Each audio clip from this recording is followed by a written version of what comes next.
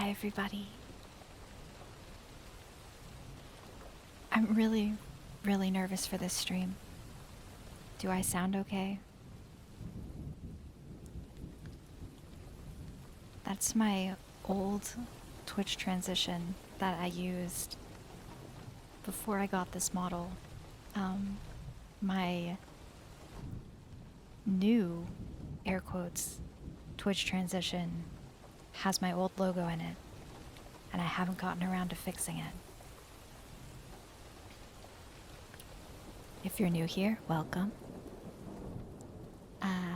My community raised 50,000 channel points for this stream. And no, I have never in my life watched ASMR. I truly don't know what I'm doing. So I'm just gonna be very soft-spoken today and very quiet. And I've removed my pop filter, which is very scary. But the Magical Sciences International office has offered us this coffee shop space on the lower level after closing. So that is where we are today. Clay's Tea, thank you for being a subscriber for 15 months. Wait. Yeah, 15 months. Wow. You can mute now. If you want to. You can leave the stream up and mute it. If this sucks a lot, but you still want to come out to support, do you want to turn off alert sounds? I could have sworn that I did that. Did I really not do that? Okay. Let me just figure out why. Okay. You heard it go off? That's crazy. Oh. It's because I know why. It's because I have desktop audio for the rain sounds. So of course you would be able to hear what I'm monitoring. So I'm just gonna mute it. And if I miss an alert today, I'm really sorry. But I'll try and double check.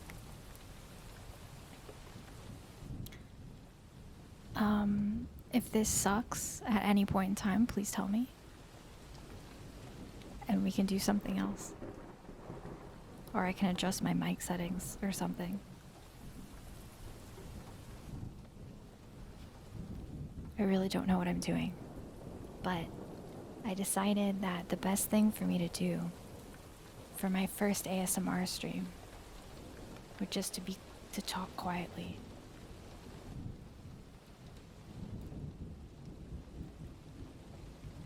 My closed captioning text was accidentally underneath the closed captioning bar. It's fixed now. Perhaps it will be accurate today since I am speaking so slowly. I almost spilt my drink all over my keyboard just now. I cannot believe how incredibly calm I am. Okay. Big Papa Trey, thank you for being first today. Despite, I believe, being out of the house. If I remember correctly, you were busy.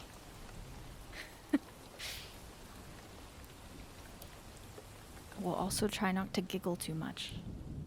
I do not think that it would sound very good if I giggled really close to the mic.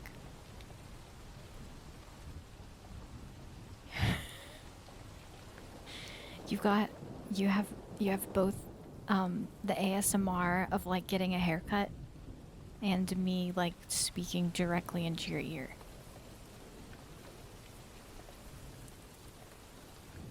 You've gone like an extra level. So the plan today was originally going to be that I read you short stories from the Final Fantasy XIV website.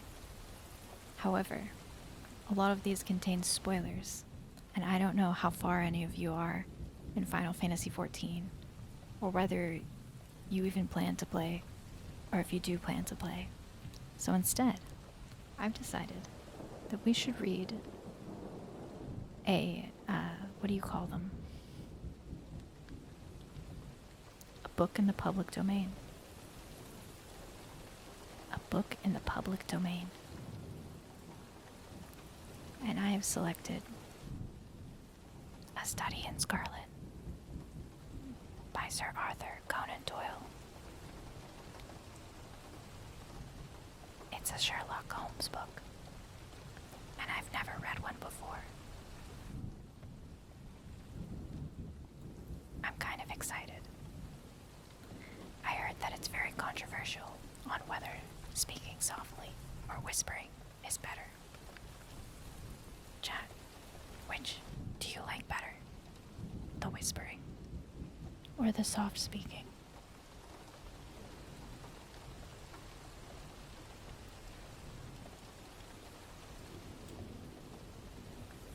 It seems like whispering that much would be really difficult on your vocal cords.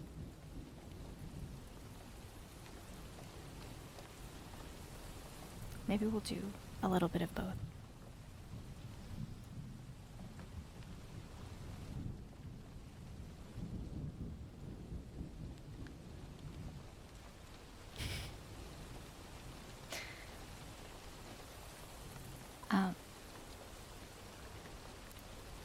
If you decide that you hate this stream, it's okay to turn it off. But if you want to continue supporting this stream, you can always just mute it and put the tab away. Just leave me in the background. I'll just be over here, looking at my book. I really don't know what I'm doing, but I feel really nervous, and somehow I want it to be good, even though I don't know what I'm doing. I guess it's because everyone used their hard-earned channel points. You used so many channel points to get this stream on the road, and I don't want to let anybody down.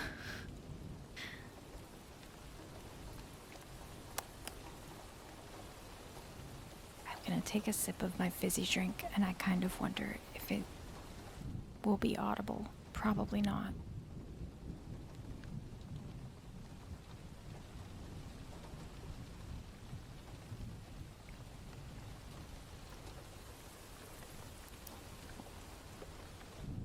I hate eating and drinking sounds.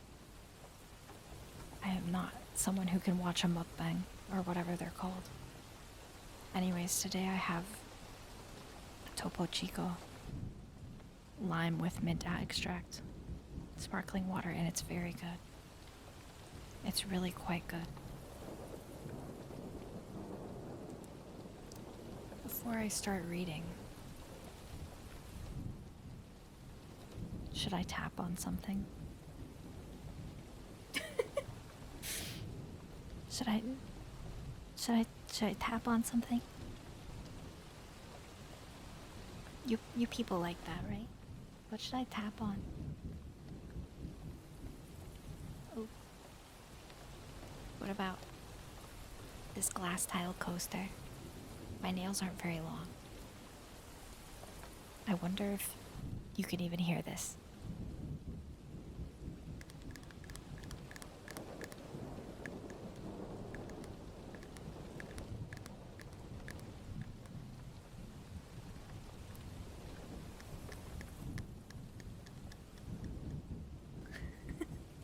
Sounds weird. I should probably put the audio monitoring on so I can hear what I sound like. But I don't want it to echo. So it'll just be a nice surprise. It'll be a nice surprise.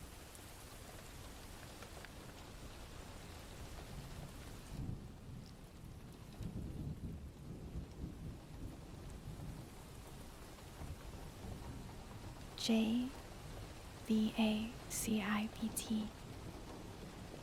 I'm sorry, I don't know how to pronounce your username.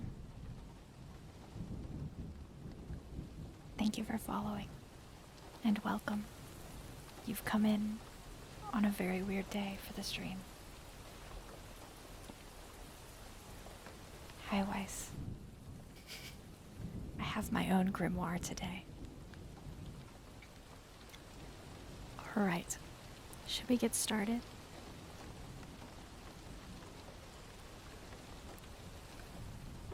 Is everybody... Are you cozy? Do you have, like, a drink? And are you, like, comfortable? Should we, like, get you a pillow? Or...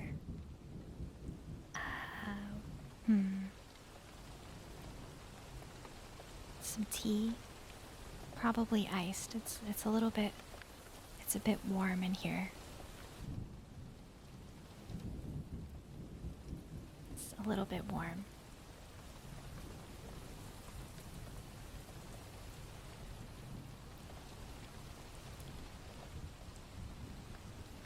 I'm not sure how much of the book we'll read, but if this goes really well and everyone has a good time, we can read more, is what I've decided.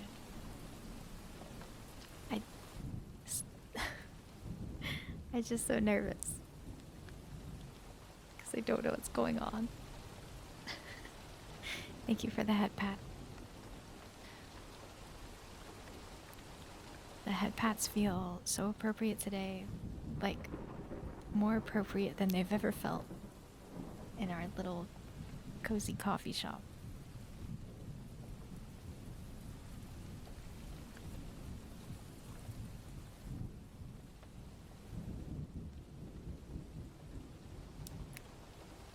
Okay.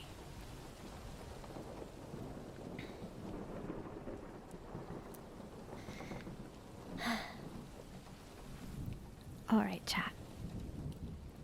Let's read. I'm sorry if my quiet voice makes me sound old. Do you think my quiet voice makes me sound old? Do I sound like, what do the kids call it? A hag? I'm 291. Does that make me a hag?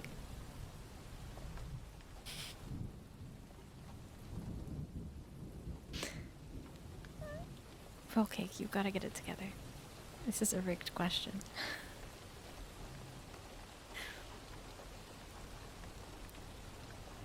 Maybe. It might be. It's possible that it's a rigged question. Okay. The age of 291 is in demand. Hacks are in. Oh shit. Let's go. I'm in.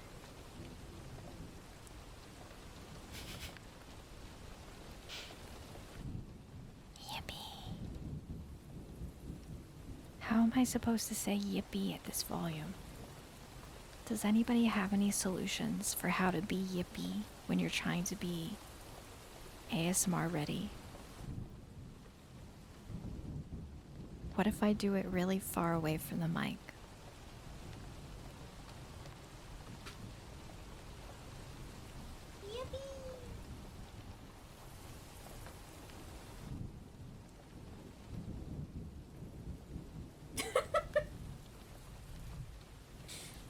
Sorry. Okay. I'm normal.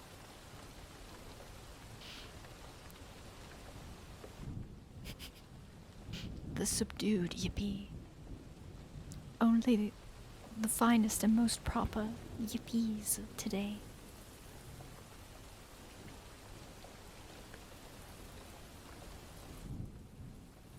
Alright. We're reading a book now. As promised. I can't just be cracking jokes the whole stream. I'm trying to chat. I'm trying to be serious. I'm trying. I want this to be good, actually. I did a little bit of research. I watched ASMR streams for a couple of minutes. No, it's not comedy hour.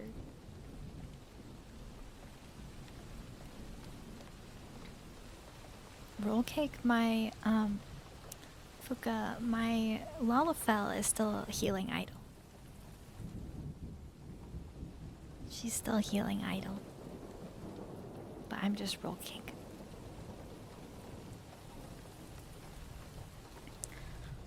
Alright. Let's read.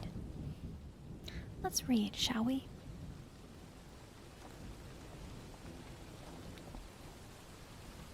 I'm not very good at reading aloud, so this was kind of a mistake. Here we go. A Study in Scarlet by Sir Arthur Conan Doyle.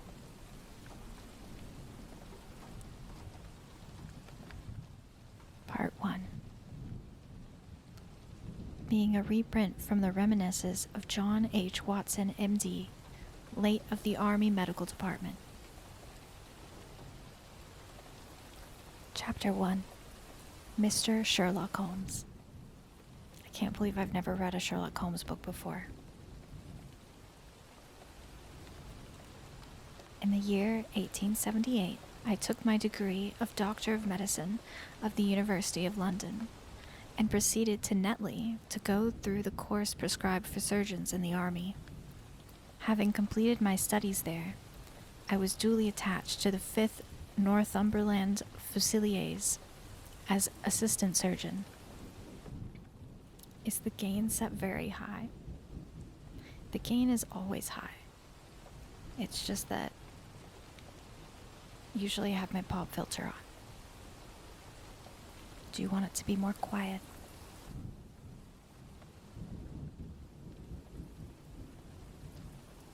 I actually turned myself down already. The pop filter is gone, that's why it sounds like this. Okay. If it's really, really awful, you guys are gonna have to tell me because I don't know.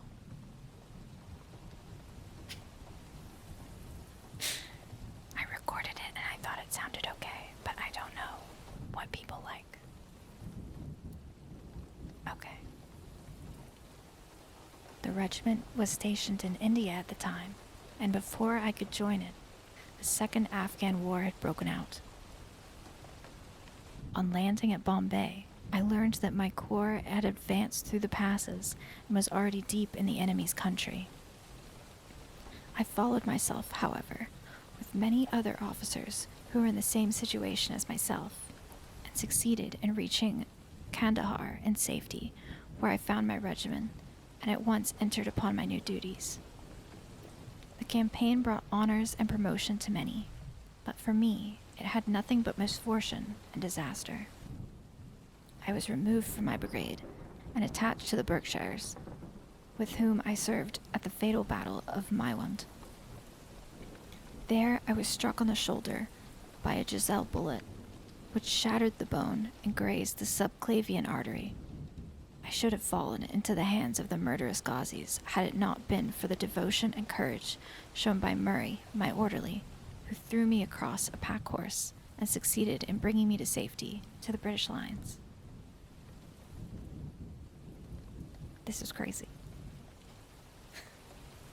I hope you are ready for this book to be read with commentary.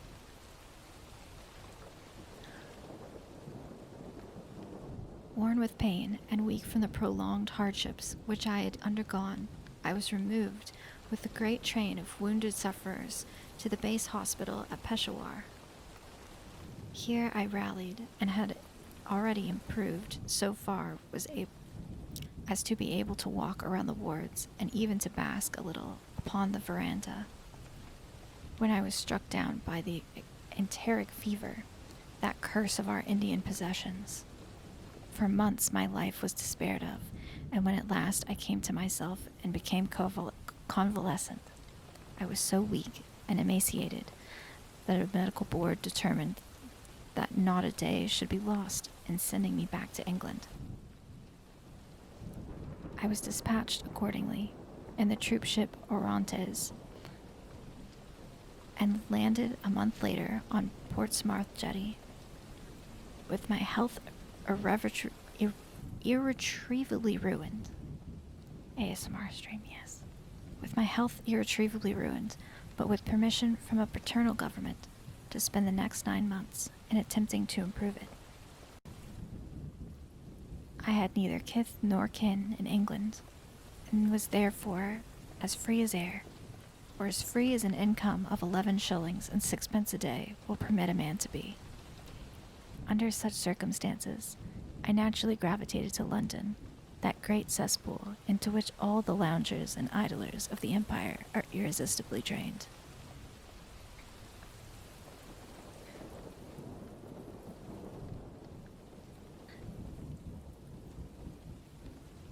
There I stayed for some time at a private hotel in the Strand, leading a comfortless, meaningless existence, and spending such money as I had considerably more freely than I ought.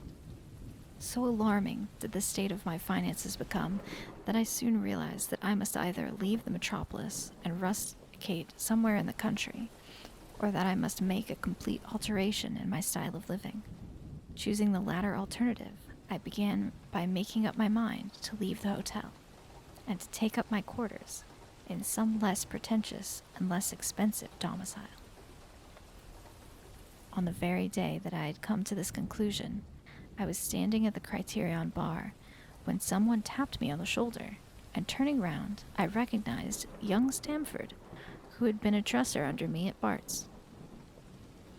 The sight of a friendly face in the great wilderness of London is a pleasant thing indeed to a lonely man. In old days, Stamford had never been a particular crony of mine, but now I hailed him with enthusiasm, and he, in his turn, appeared to be delighted to see me. In the exuberance of my joy, I asked him to lunch with me at the Holborn, and we started off together in a hansom. What is a hansom? I don't know what that word is.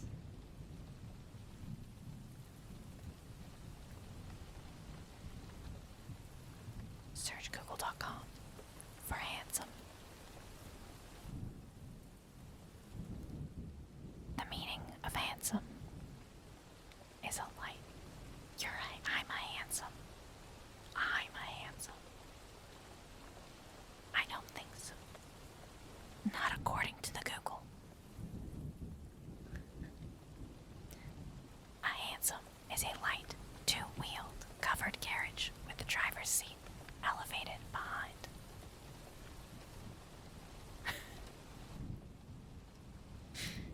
You're a handsome. Okay, that's enough. It's out of my system.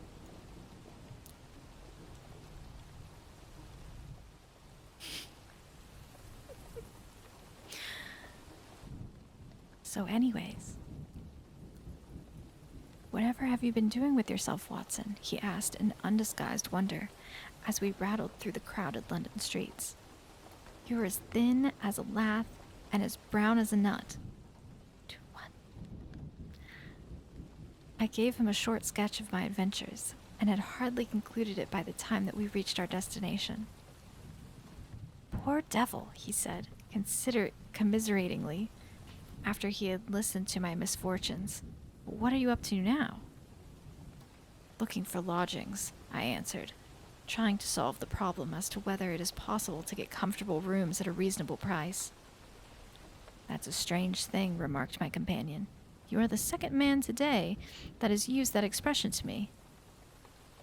And who was the first? I asked. A fellow who was working at the chemical laboratory up at the hospital. He was bemoaning himself this morning because he could not get someone to go halves with him in some nice rooms which he had found, and which were too much for his purse. By Jove! I cried. If he really wants someone to share rooms and the expense, I am the very man for him. I should prefer having a partner to being alone. Young Stamford looked rather strangely at me over his wine glass. You don't know Sherlock Holmes yet, he said. Perhaps you would not care for him as a constant companion. Why? What is there against him? Oh, I didn't say there was anything against him. He's a little queer in his ideas, an enthusiast in some branches of science. As far as I know, he's a decent fellow enough. A medical student, I suppose? Said I. No, I have no idea what he intends to go in for. I believe he is well up in anatomy, and he is a first-class chemist.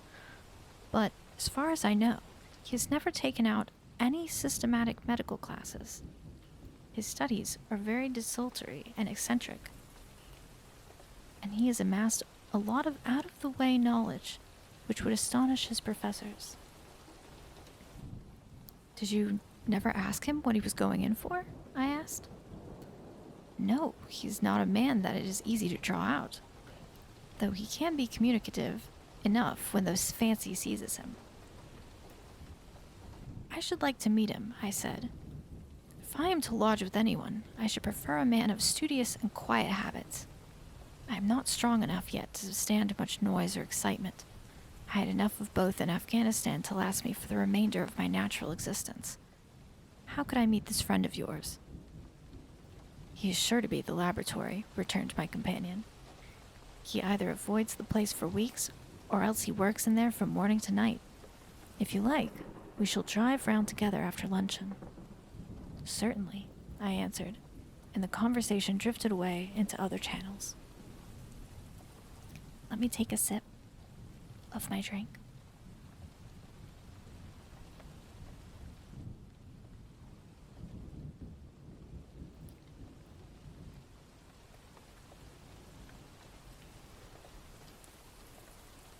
As we made our way to the hospital, after leaving the Holborn, Stamford gave me a few more particulars about the gentleman whom I proposed to take as a fellow lodger.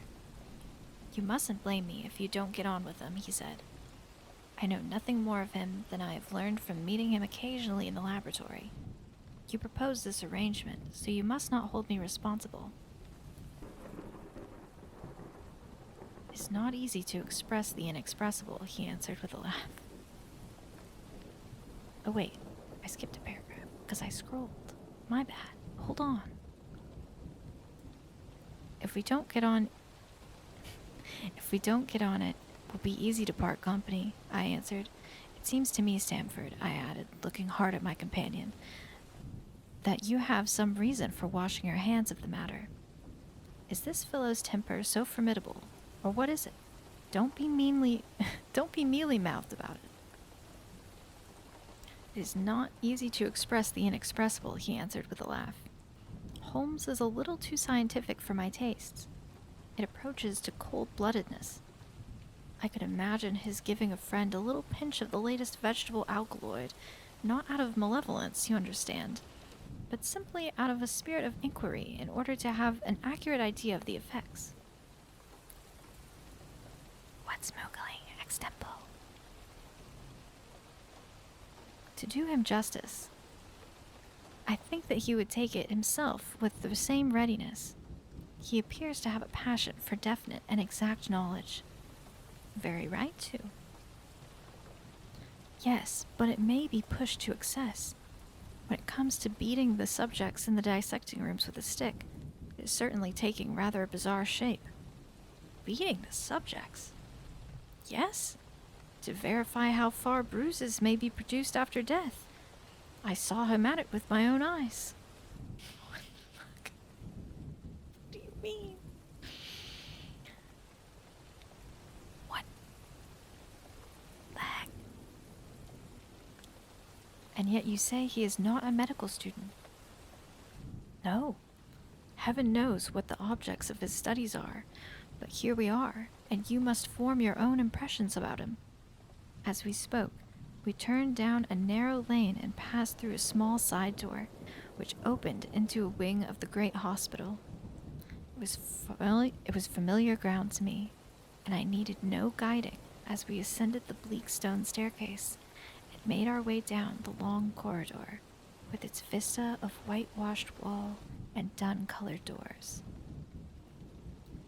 near the further end of a low arched passage, branched away from it and led to chemical laboratory.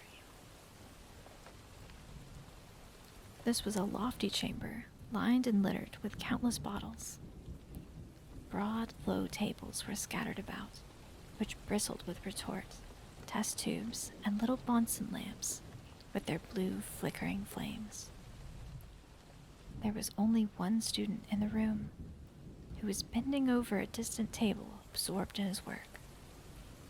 At the sound of our steps, he glanced round and sprang to his feet with a cry of pleasure. "I found it! I found it!" he shouted to my companion, running towards us with the test tube in his hand. "I have found a reagent which is precipitated by hemoglobin and by nothing else." He had discovered a gold mine. Greater delight could not have shone upon his features.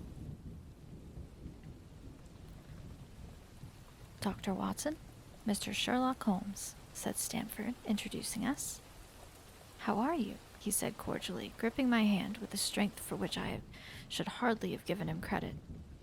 "You've been in Afghanistan, I perceive." "How on earth did you know that?" I asked in astonishment.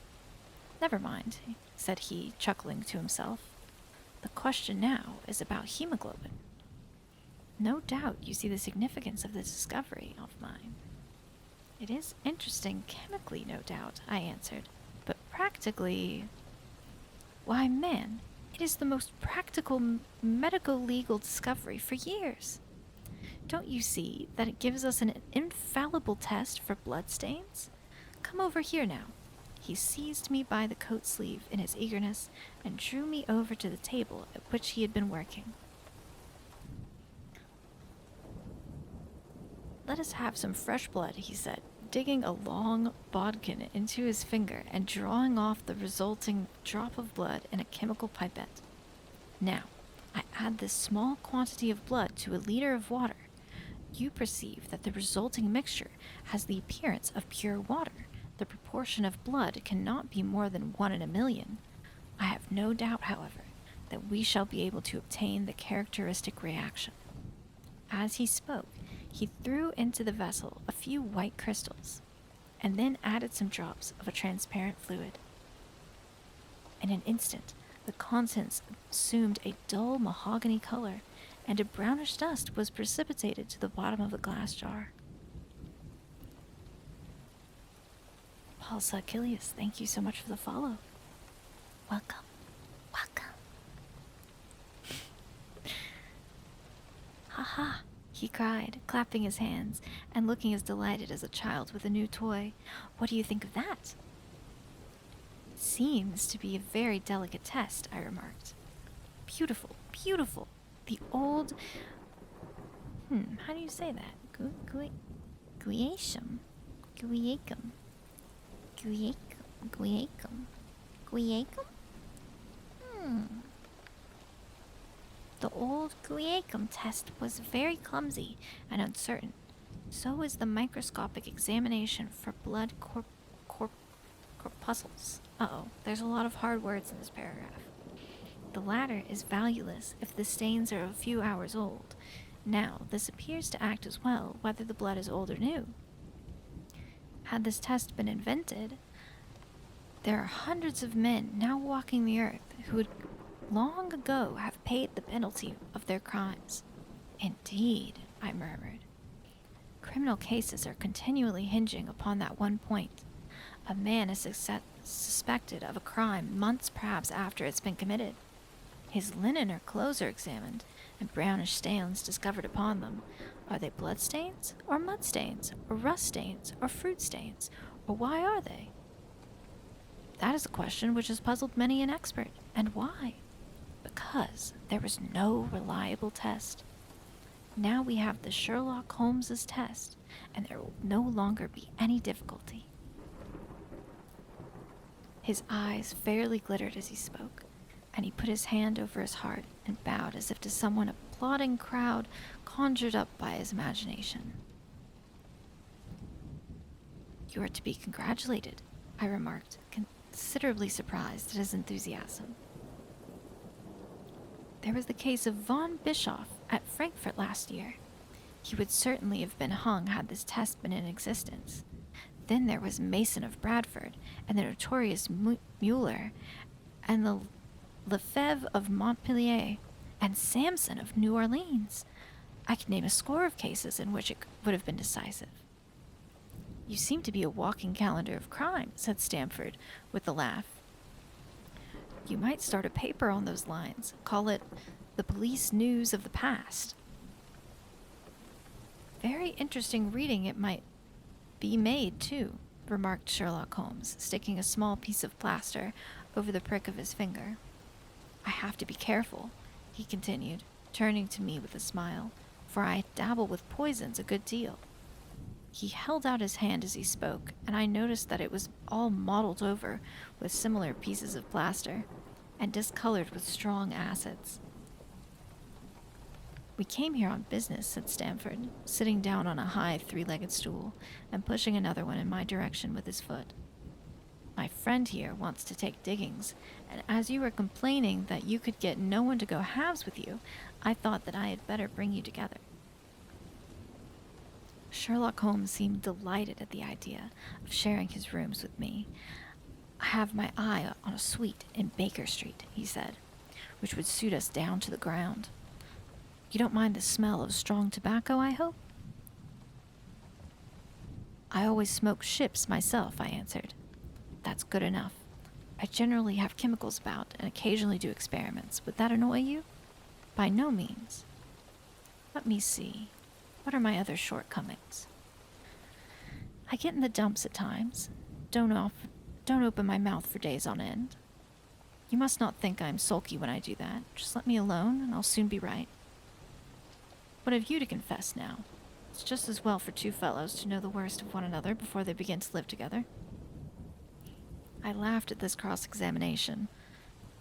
I keep a bullpup, I said, and I object to Rose because my nerves are shaken, and I get up at all sorts of ungodly hours, and I am extremely lazy. I have another set of vices when I'm well, but those are the principal ones at present. They're so funny. Do you include violin playing in your category of Rose? He asked, anxiously. Depends on the player, I answered. A well-played violin is a treat for the gods, a badly played one. Oh, that's all right, he cried with a merry laugh. I think we may consider the thing as settled. That is, if the rooms are agreeable to you. When shall we see them? Call for me here at noon tomorrow, and we'll go together and settle everything, he answered. All right, noon exactly, said I, shaking his hand.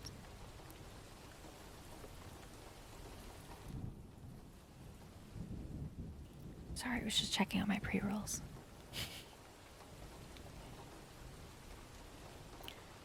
We left him working among his chemicals, and we walked together towards my hotel. By the way, I asked suddenly, stopping and turning upon Stamford. How the deuce did he know that I had come from Afghanistan? My companion smiled an enigmatical smile.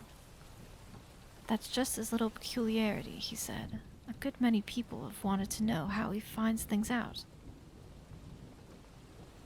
Feed of it? Or fed of IT? Which could it be? Thank you for the follow. Welcome, welcome. Oh my goodness, thank you. Thank you so much. Nice to meet you. Nice to meet you.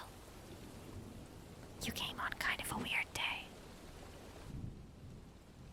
I really don't know what I'm doing. I'm just reading.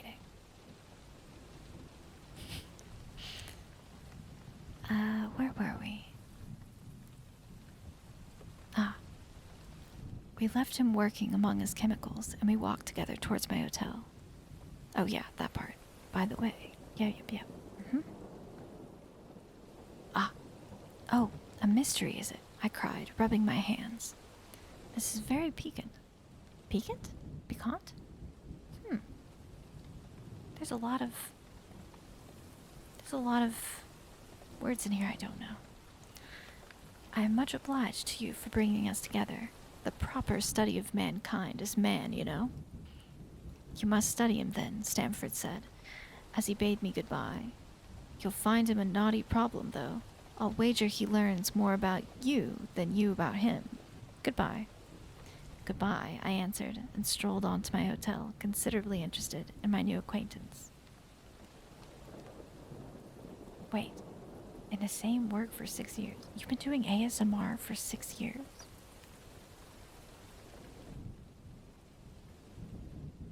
Or you just mean, like, in your own job?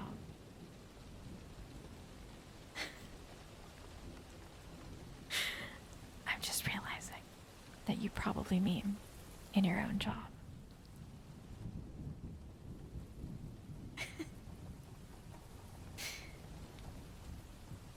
Oh, no.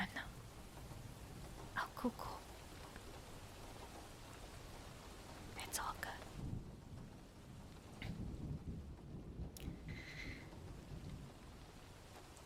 I feel like I have some lack of coherence due to nervousness today. I also feel like my voice is not as cute when I'm trying to be quiet.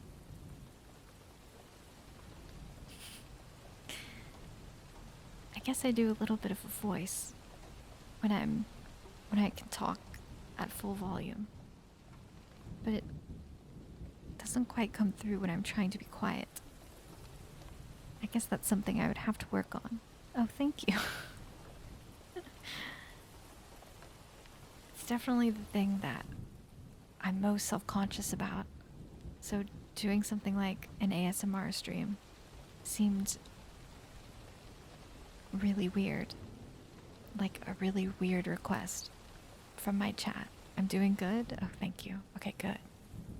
You guys paid for this stream via channel points, so I should hope that it's decent. I really want it to be good.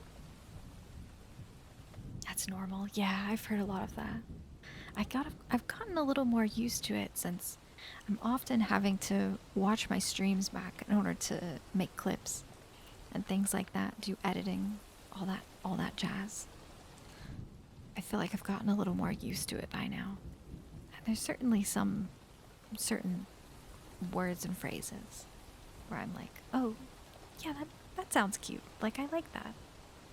I somehow sound dumb. Surely not.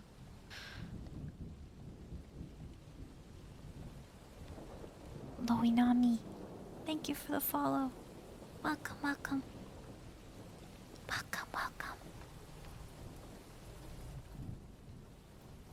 I don't know how close to be to the mic. I keep thinking, am I too far away? But then I keep remembering that one time that I was very, very close to the mic, and I think to myself, I don't need to be that close.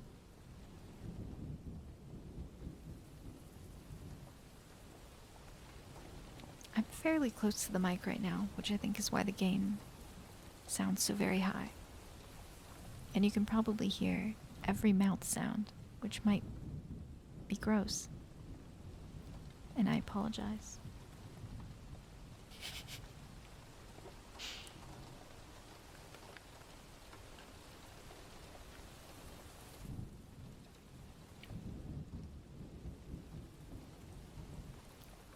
Yes, I do. I stream Final Fantasy XIV like once every couple of weeks. I want to stream more of it. But I need to wait out the Dawn Trail spoilers. It's very fun. It's my favorite game. My very favorite. Actually, on good days, I'm a moogle.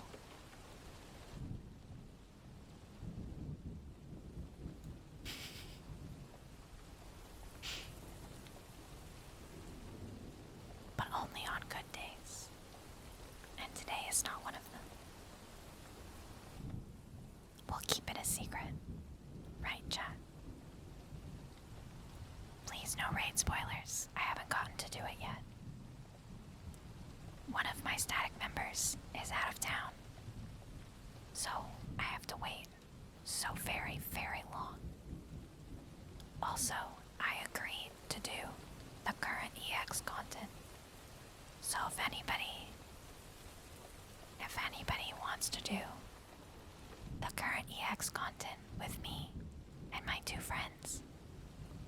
posting about it this weekend in the Discord.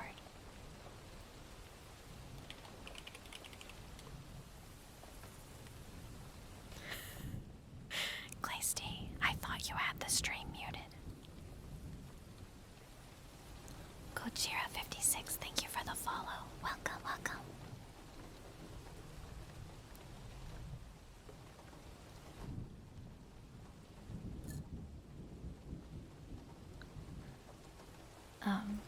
Yeah, I'm gonna be doing the current EX content, and this is the first time I've ever done current EX content, and I'm very scared, and my anxiety is very high. Voice good? Really? Do you mean it?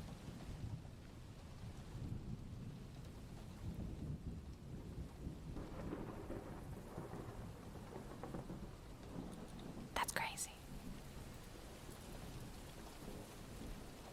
I thought you were a resident ASMR hater. I can't believe this.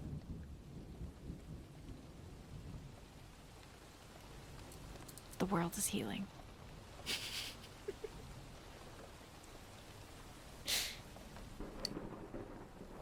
Nature is healing.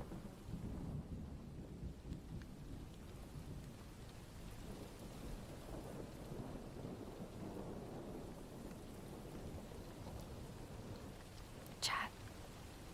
There's like 8 minutes until I have to run ads.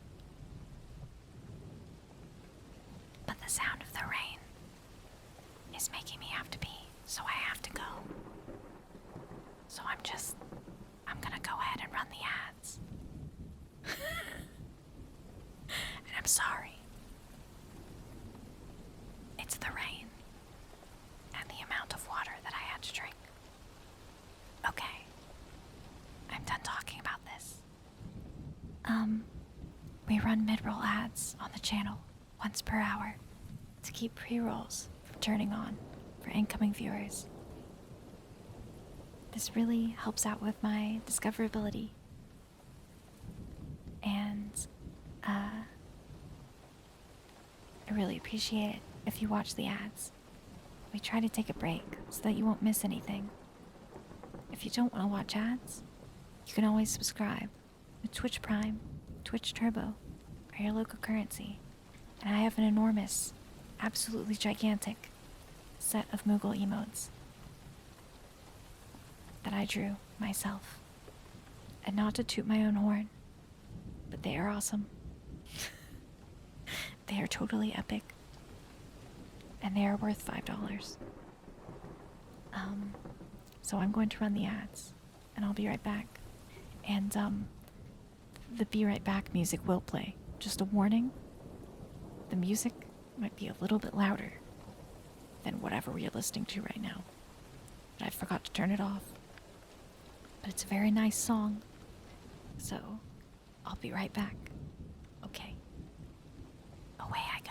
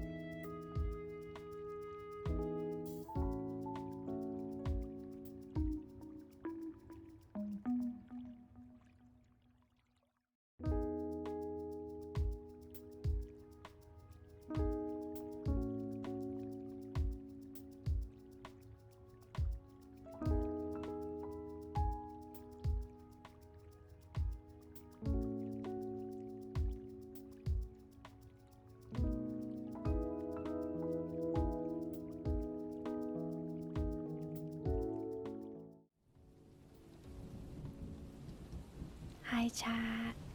I'm back. What?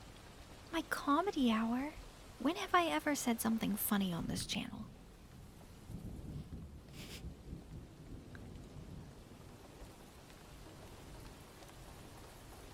I've never been funny. This is a very serious place. I'm so serious.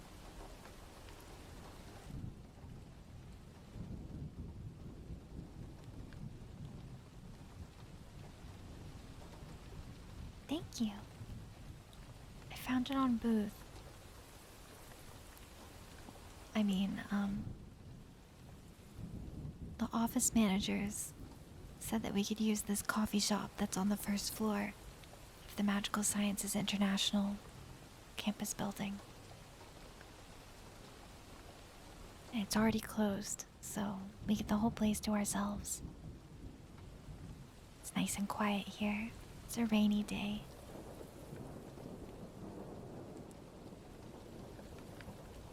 I had to move parts of my setup down here.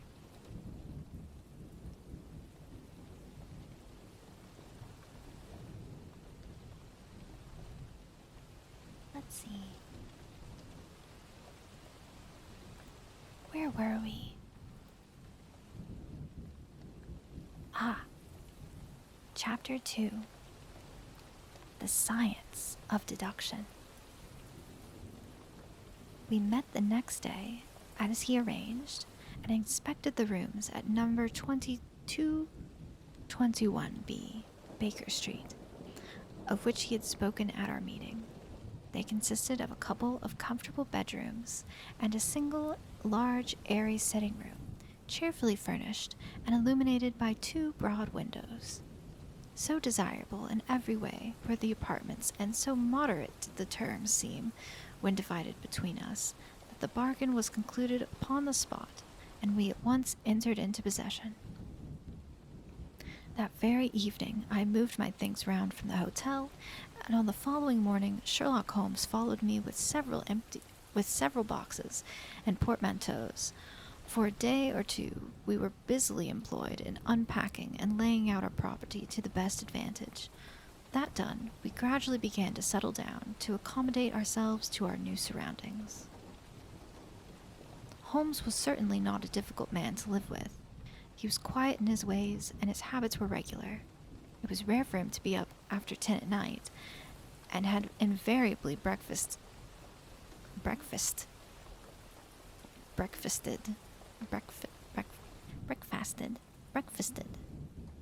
had invariably breakfasted and gone out before I rose in the morning. Sometimes he spent his day at the chemical laboratory, sometimes in the dissecting rooms, and occasionally in long walks which appeared to take him to the lowest portions of the city. Nothing could exceed his energy when the working fit was upon him, but now and again a reaction would seize him, and for days on end he would lie upon the sofa in the sitting room, hardly uttering a word or moving a muscle from morning to night. On these occasions I have noticed such a dreamy, vacant expression in his eyes that I might have suspected him of being addicted to the use of some narcotic, had not the temperance and cleanliness of his whole life forbidden such a notion. As the weeks went by, my interest in him and my curiosity as to his aims in life gradually deepened and increased. His very person and appearance were such as to strike the attention of the most casual observer. In height, he was rather over 6 feet, and so excessively lean that he seemed to be considerably taller.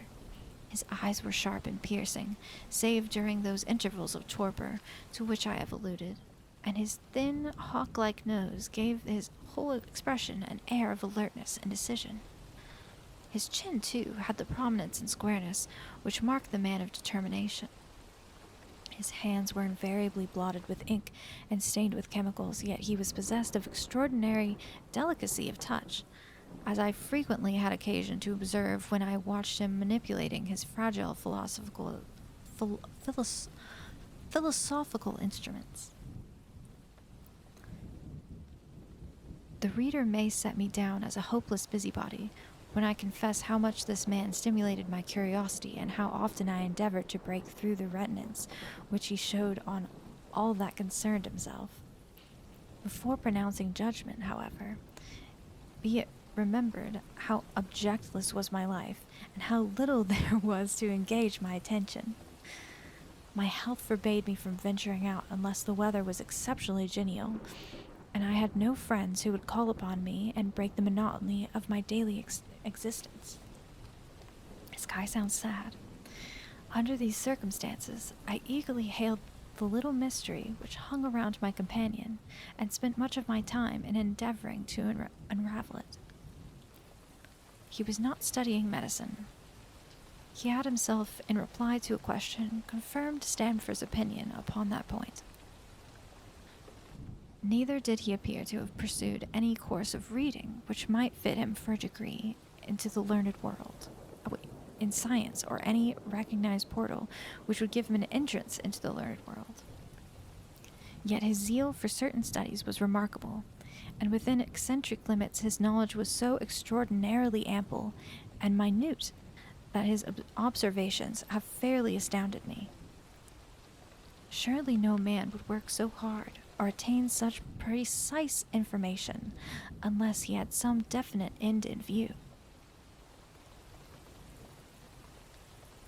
Desultory readers are seldom remarkable for the exactness of their learning. No man burdens his mind with small matters unless he has some very good reason for doing so. His ignorance was as remarkable as his knowledge. Of contemporary literature, philosophy, and politics he appeared to know next to nothing. Upon my quoting Thomas Carlyle, he inquired in the naivest way who he might be, and what he had done.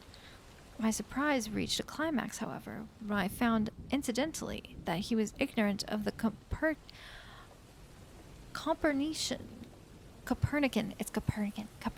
I got it. The words. Oh my God. He was ignorant of the Copernican theory and of the composition of the solar system. Wait, Sherlock Holmes doesn't know about the solar system? He's a flat earther. That's crazy. That any civilized human being in this 19th century should not be aware that the Earth traveled round the sun appeared to be to me such an extraordinary fact that I could hardly realize it. He didn't before John Watson told him about it. Well, yes, but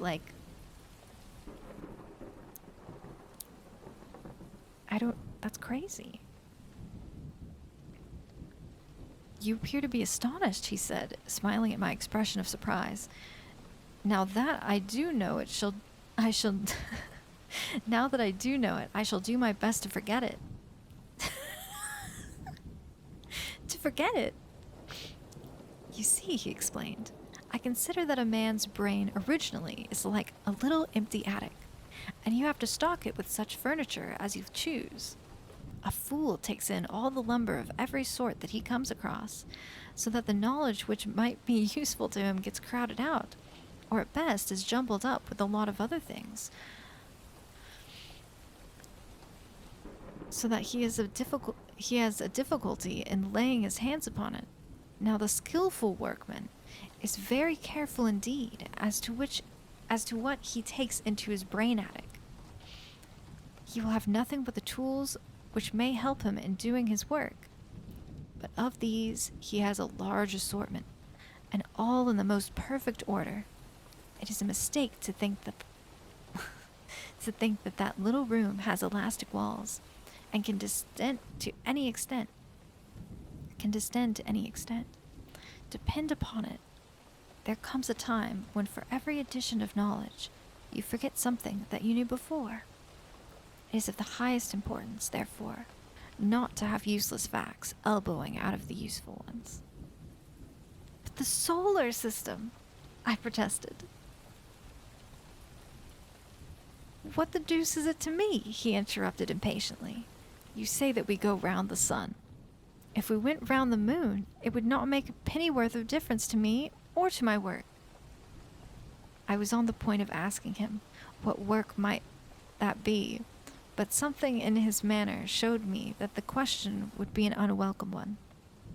I pondered over our short conversation, however, and endeavored to draw my deductions from it. He said that he would acquire no knowledge which did not bear upon his object. Therefore, all the knowledge which he possessed was such as would be useful to him. I enumerated in my own mind all the various points upon which he had shown me that he was exceptionally well informed. I even took a pencil and jotted them down. I could not help smiling at the document when I completed it. It ran in this way. Sherlock Holmes, his limits. 1. Knowledge of literature, nil. 2. Philosophy, nil. 3. Astronomy, nil. 4. Politics, feeble. 5. Botany, variable. Well up in belladonna, opium, and poisons generally, knows nothing of practical gardening. 6. Geology, practical but limited. Tells at a glance different soils from each other. After walks has shown me splashes upon his trousers, and told me by their color and consistence in what part of London he had received them. 7. Chemistry, profound. 8. Anatomy, accurate but unsystematic. 9. Sensational literature, immense. He appears to know every detail of every horror perpetrated in the century. 10. Plays the violin well. 11. Is an expert single-stick player, boxer, and swordsman. 12. Has a good practical knowledge of British law.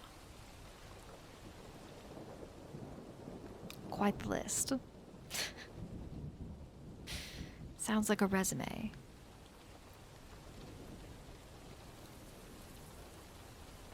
When I had got so far in my list, I threw it into the fire in despair.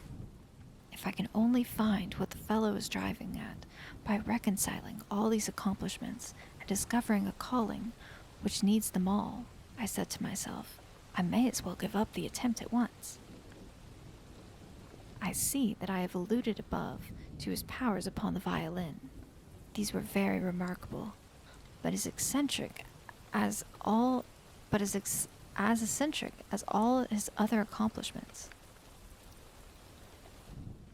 That he could play pieces, and difficult pieces, I knew well, because at my request he has played me some of Mendelssohn's Lieder and other favorites. When left to himself, however, he would seldom produce any music or attempt any recognized air. Leaning back in his armchair of an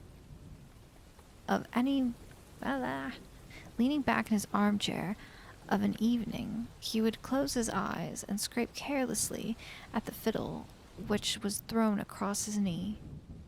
Sometimes the chords were sonorous and melancholy. Sonorous and melancholy. Occasionally they were fantastic and cheerful.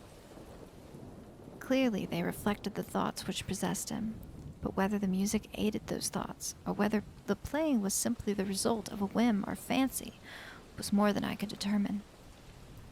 I might have rebelled against these exasperating solos, had it not been that he usually terminated them by playing in quick succession a whole series of my favorite airs as a slight compensation for the trial upon my patience. During the first week or so, we had no callers, and I had begun to think that my companion was a friendless man, as was myself. Presently, however, I found that he had many acquaintances, and those in the most different classes of society. There was one little sallow, rat-faced, dark-eyed fellow who was introduced to me as Mr. Lestrade, and who came 3 or 4 times in a single week. One morning, a young girl called, fashionably dressed, and stayed for half an hour or more. The same afternoon brought a gray-headed, seedy visitor, looking like a Jewish peddler, who appeared to me to be much excited, and who was closely followed by a slipshod elderly woman. On another occasion, an old white-haired gentleman had an interview with my companion, and on another, a railway porter in his velveteen uniform. When any of these nondescript individuals put in an appearance, Sherlock Holmes used to beg for the use of the sitting room, and I would retire to my bedroom. He always apologized to me for putting me to this inconvenience. I have to use this room as a place of business, he said, and these people are my clients. Again, I had an opportunity of asking him a point-blank question, and again, my delicacy prevented me from forcing another man to confide in me. I imagined at the time that he had some strong reason for not alluding to it, but he soon dispelled the idea by coming around to the subject of his own accord. It is time for a sip of my drink.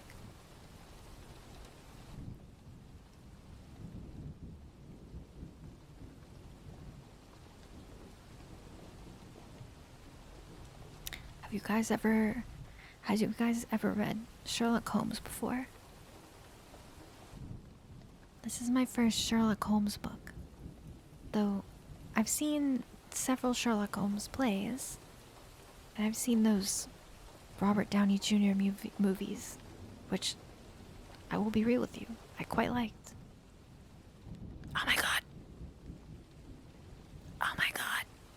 Big Papa Trey, thank you. Let's go. Yeah.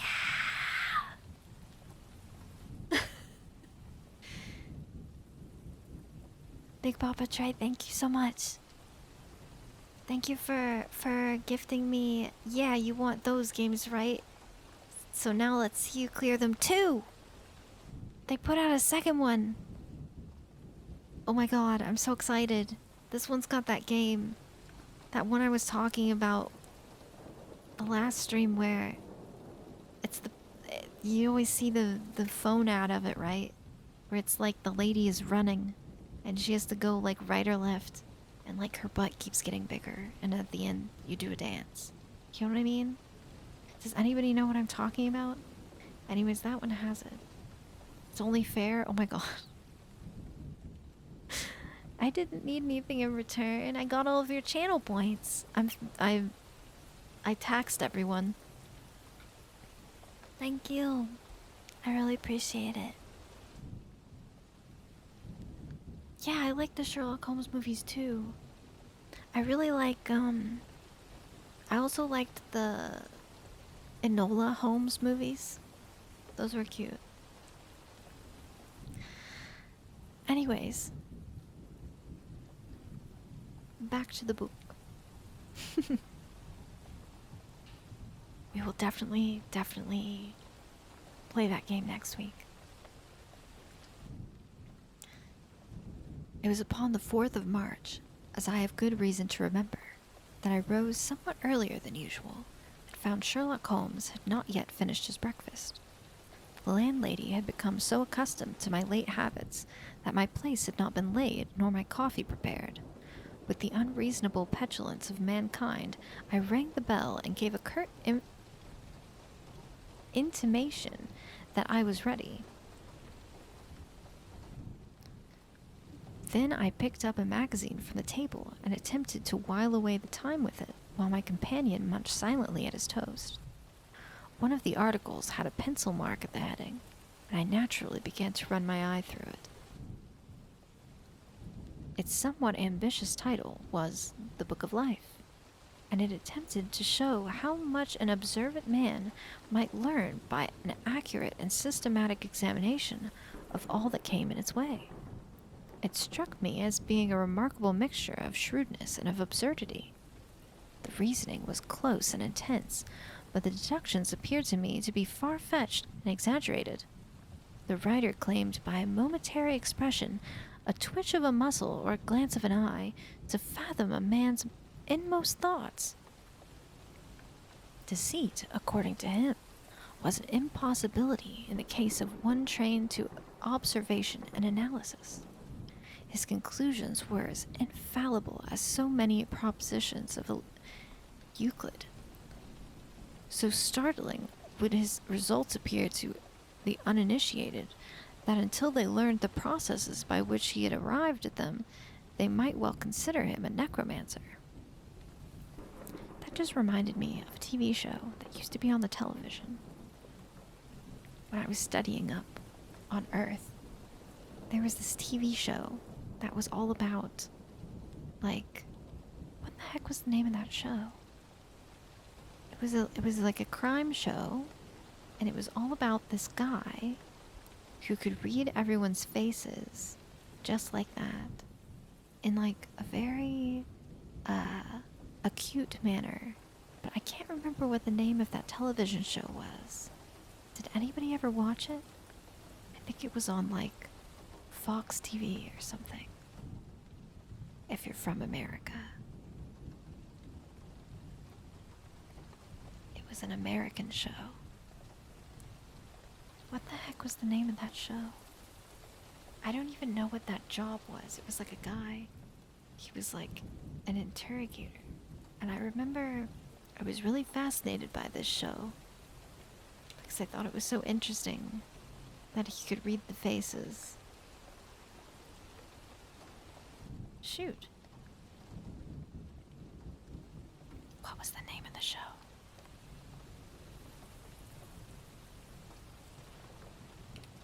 I'm gonna see if I can figure it out. No, it wasn't Monk. That's a good show, though. Has anyone else seen Monk? What a great show.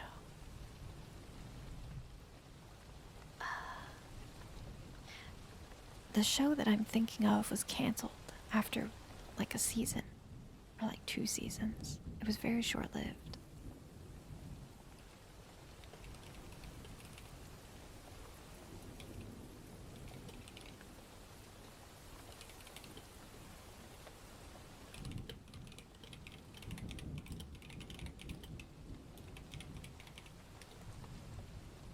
Oh my god.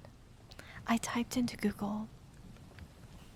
You guys, I typed into Google crime show where the guy can read people's faces, and it actually came up as the first result. Isn't that incredible? It's a lie to me, yeah. Did anybody watch that show?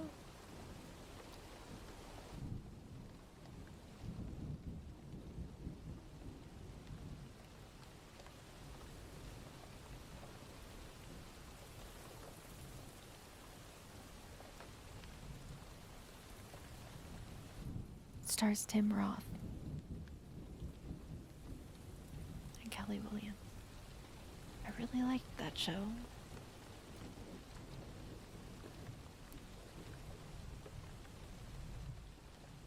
Apparently it was 3 seasons long, but it didn't seem like it was actually that long.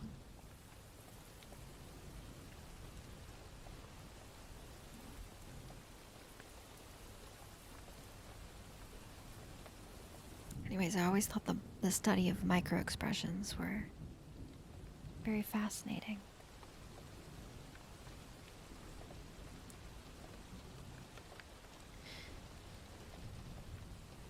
Anyways, from a drop of water, said the writer, a logician could infer possibility of an Atlantic or a Niagara without having seen or heard of one or the other.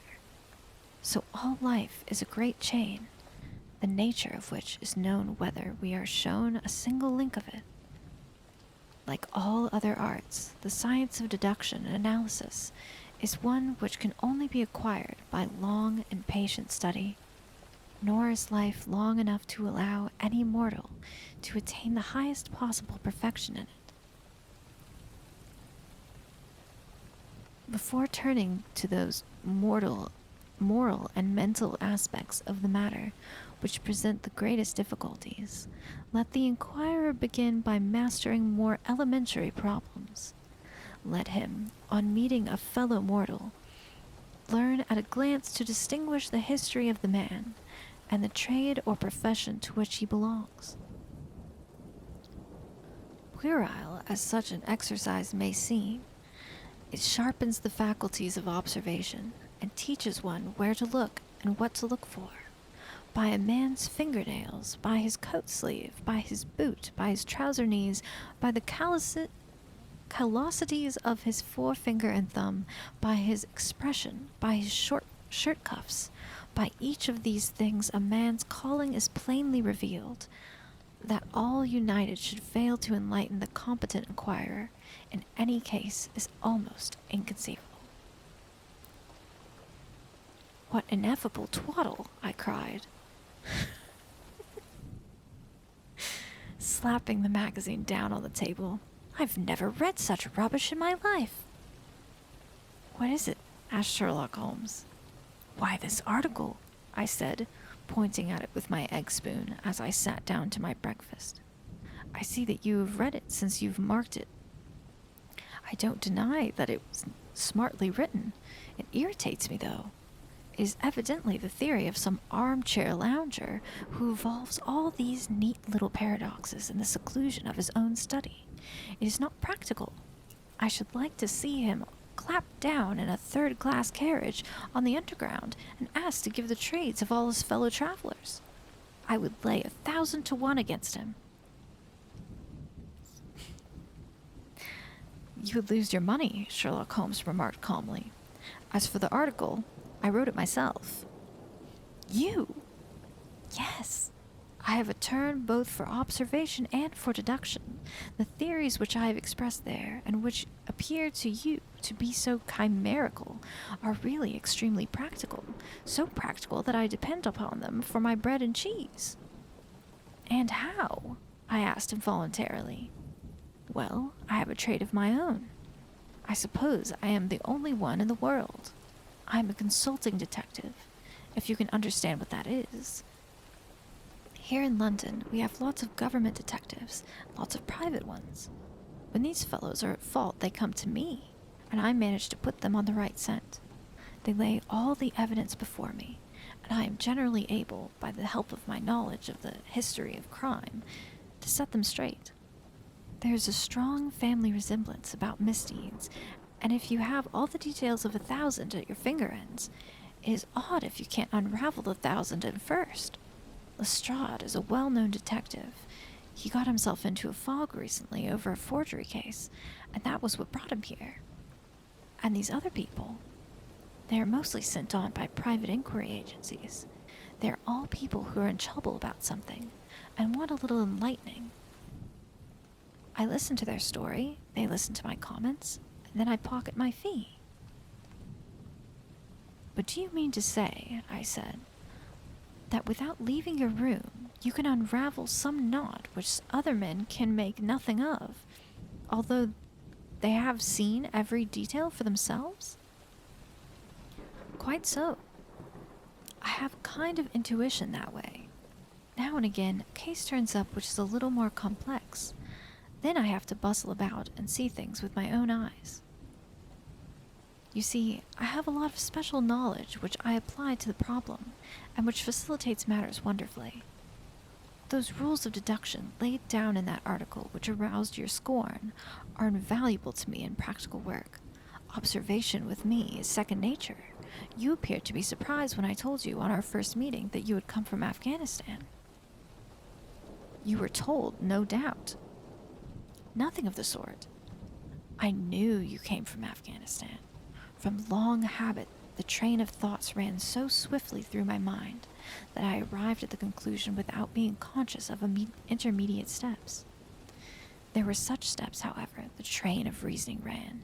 Here is a gentleman of a medical type, but with the air of a military man. Clearly an army doctor, then.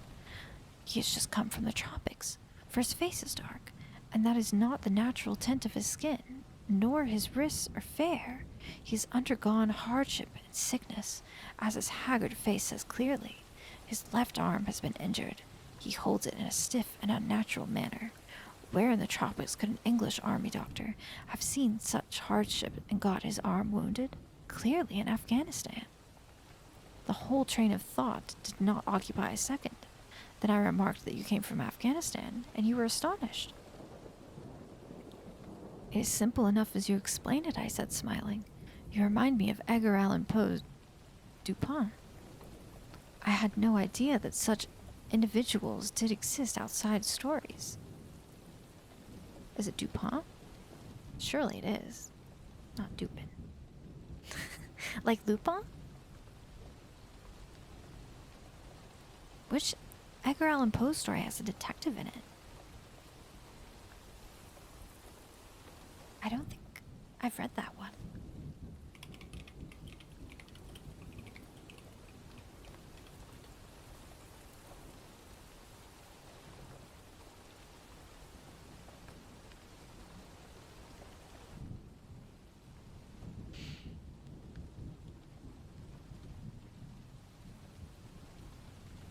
The Murders in the Rue Morgue reappears in The Mystery of Marie Roget and The Purloined Letter.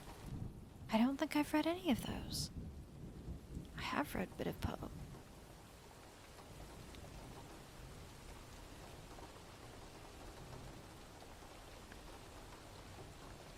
Interesting.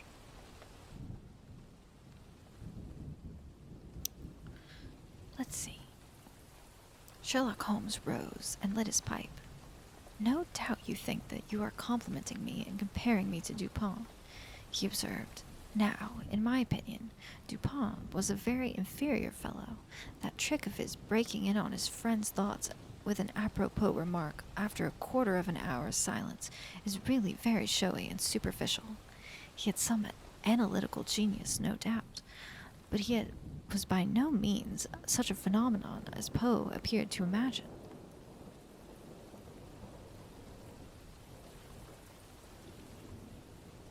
Good name, you see. Thank you for the follow. Welcome, welcome. Have you read Gaboriau's works? Does Lecoq come up to your idea of a detective? Is it Lecoq? How do you say his name? I know this one.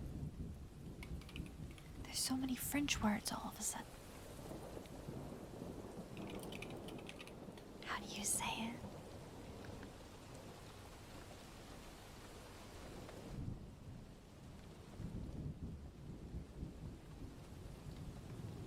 Is it like a K sound? Or is it like a Q sound? If I go to pronounce names on YouTube, do you guys want to hear how to say the word correctly? It's spelled Lecoq. It's funny, it's your first time doing ASMR. It's the first time I watch it. Well, if you want a real ASMR experience, you should probably try another channel, because I can't really guarantee that this is good and true and high quality ASMR. But I'm having fun. I do, it's nice to talk quietly and close to the mic, but I don't know how it sounds.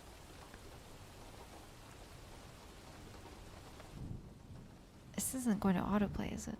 No, it's not. Let's listen. I'm gonna turn it down really low. It's funnier when it's not perfect. Well, it's not supposed to be funny.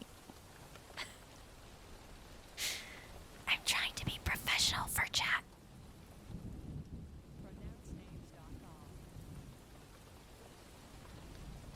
Lecoq.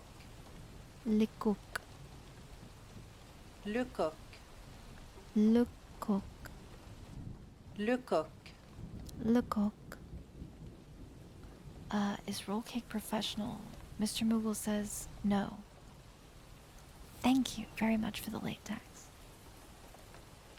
Lecoq.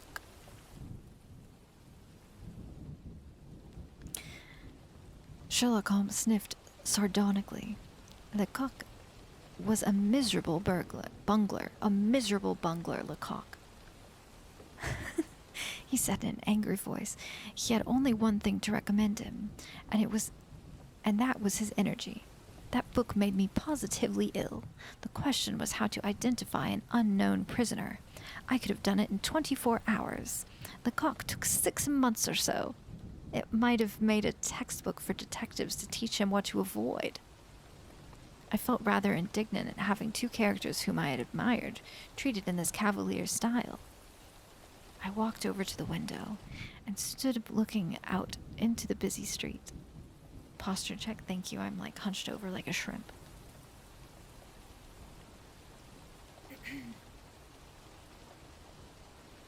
is sitting up straight now. Yes, Gumpo. My channel name is updated. And my logo and my website URL and my other socials. It's all new. Should be updated everywhere. I got a new website domain, everybody. It used to be healingidol.net, but now my website domain is rollcake.moe. Wouldn't you say that I am Moe?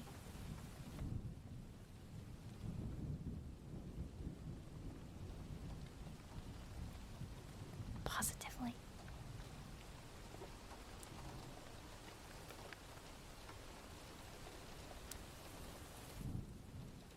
There are no crimes and no criminal in these days, he said querulously. What is the use of having brains in our profession? I know well that I have it in me to make my name famous. No man lives or has ever lived who has brought the same amount of study and of natural talent to the detection of crime which I have done. And what is the result? There is no crime to detect, or at most, some bungling villainy with a motive so transparent that even a Scotland Yard official can see through it. I was still annoyed at his bumptious style of conversation. I thought it best to change the topic. I wonder what that fellow was looking for, I asked, pointing to a stalwart, plainly dressed individual who was walking slowly down the other side of the street, looking anxiously at the numbers. He had a large blue envelope in his hand, and was evidently the bearer of a message. You mean the retired sergeant of the Marines, said Sherlock Holmes. Brag and bounce, I thought to myself. He knows that I cannot verify his guess. The thought had hardly passed through my mind when the man whom we were watching caught sight of the number on our door and ran rapidly across the roadway. We heard a loud knock, a deep voice below, and heavy steps ascending the stair. For Mr. Sherlock Holmes, he said, stepping into the room and handing my friend the letter. Here was an opportunity of taking the conceit out of him. He little thought of this when he had made that random shot. May I ask, my lad, I said in the blandest voice, what your trade may be? Commissionaire, sir, he said gruffly. Uniform away for repairs. And you were? I asked, with a slightly malicious glance at my companion. A sergeant, sir. Royal Marine Light Infantry, sir. No answer? Right, sir. He clicked his heels together, raised his hand in a salute, and was gone. Ah, thank you. I really love the work that my rigger did. KoumoriVA is really, really talented. But my wings change pace depending on my mood. Thank you for the head pat. So I was thinking, we read 2 chapters. Do you guys want me to keep reading? Or do you want to play a word game together? We can play the word game together, and I'll read the words, and you'll hear me typing. It's words on stream, in case you were wondering. If you're there for the raid on Apriella the other day, I played it in her stream, and it was really, really fun. Fuka, oh my gosh. Thank you for gifting a sub to Gumpo. Yay, thank you. Gumpo, enjoy your emotes. Thank you, Fuka. Thank you. Do you guys want to play a word game? Or do you want me to keep reading?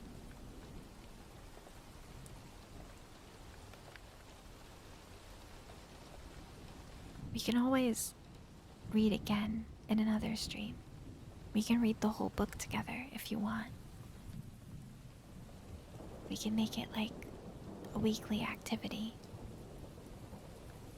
where I read to you.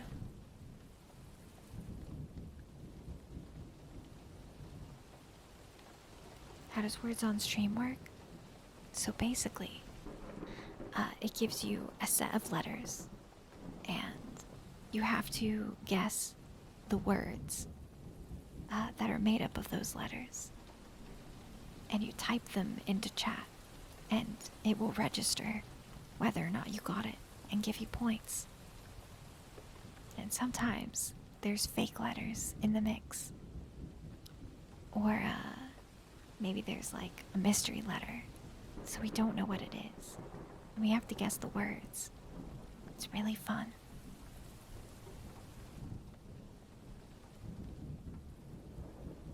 We could try it and see how it goes. And if it sucks, or no one actually wants to play, I can read you chapter 3. Does that sound okay?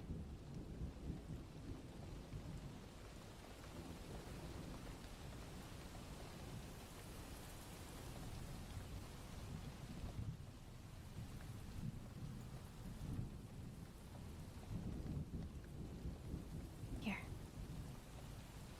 Let's see. Let's try it out. Everyone's asleep.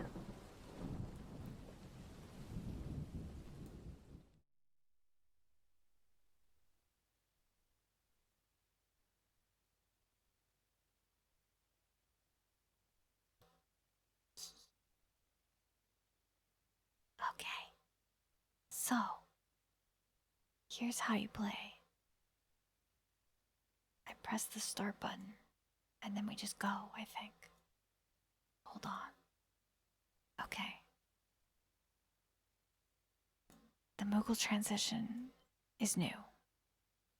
Well, it's old. It's old but new. We're using it temporarily.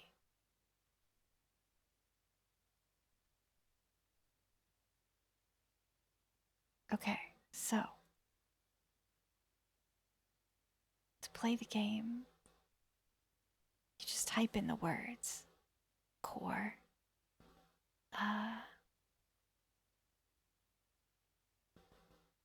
Let's see. What are some 4-letter words?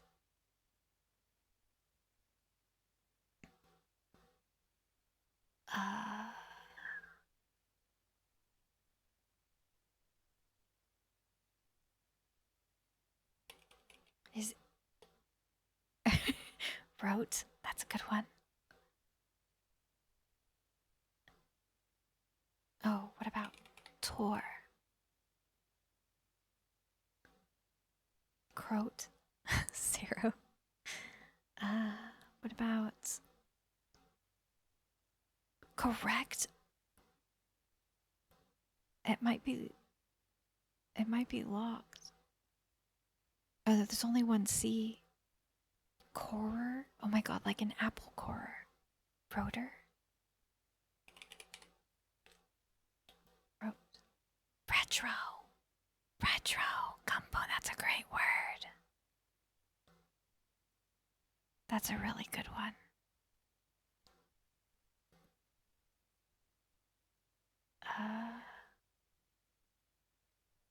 Why is this combination of letters really, really difficult? Is it really hard for anybody else?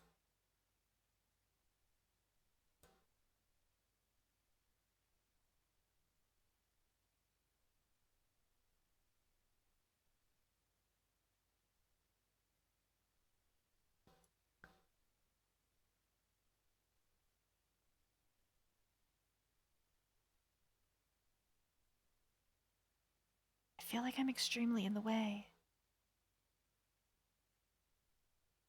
Correct. Oh, there's only one C. There was only one C.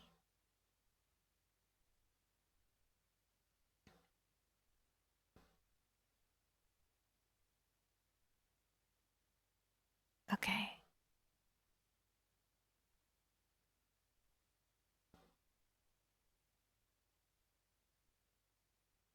The next round.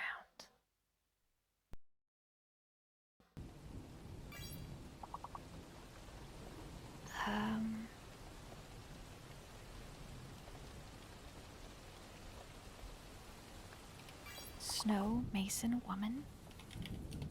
Swan. Moan.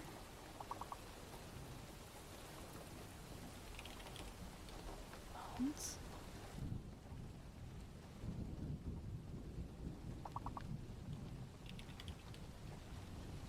Man's, woman's. Oh.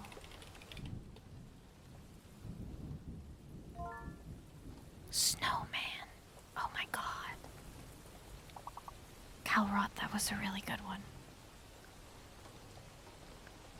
That was awesome. Anon, ooh, good one.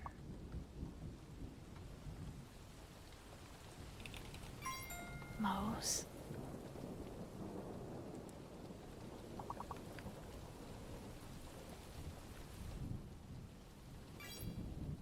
Moan? Moans? Oh, Moans must have unlocked. I guessed that earlier. A lot of 4-letter words left. Bones.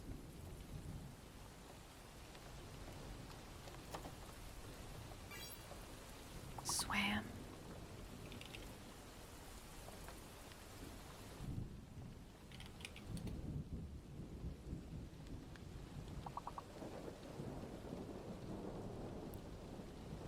A 100 out of 63. That's a pretty good score. That's pretty good. We got to skip 2 levels.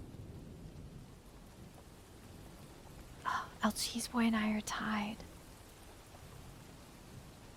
That's mod privilege. Yeah, game time. I'll still speak quietly. I'll still try to be nice and quiet.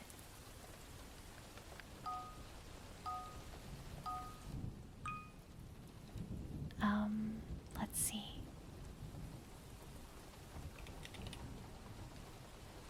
Oh shoot. Prim, that's a good one. Ramp. Pray.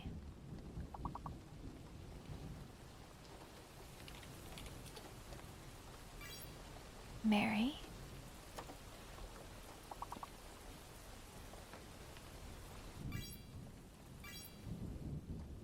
Mary and Perry. Let's see. Airy.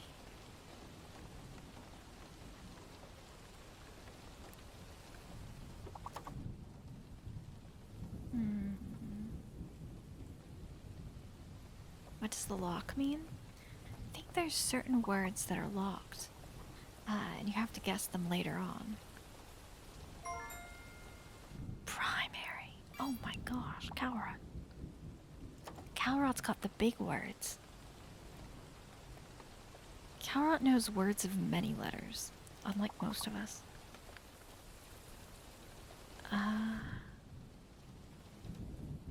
Oh, you can't guess more than one word per lock. Oh, so that's what that is. Oh, so that's why your name has a lock by it when you guess it. I see. So you're locked out. What's the other words?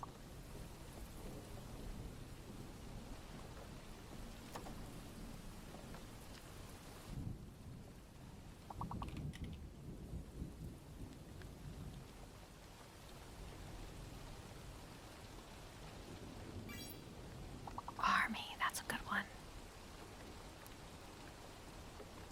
We were only missing 3 words. I kind of wish that it showed the words that you missed at the end of a round. What does reward mean? What does this button do? Oh.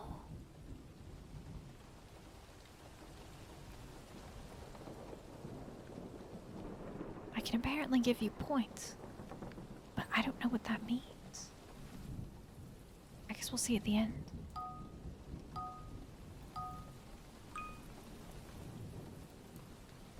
Let's see. 2 6-letter words.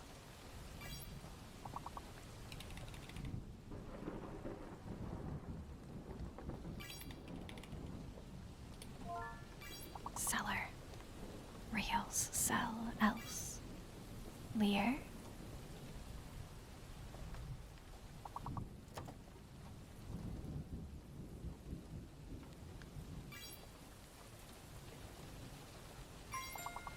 Sear. Lears. This is good. This is good stuff. Reel. Eels. Let's see.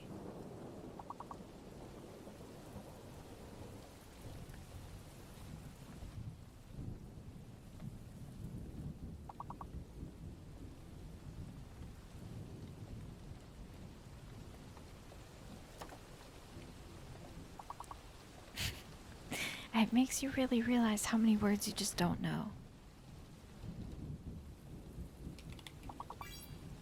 Lees, I guess is a word. Oh. Resell. That was the other big one. Re. Does it take Spanish words? I don't think so.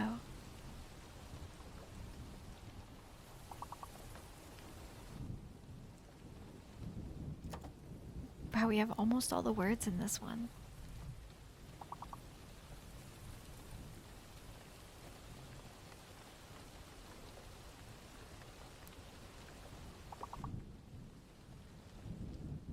Lear is read? Lear is a word in English too, though. We got 3 stars. LG's boy is in the lead.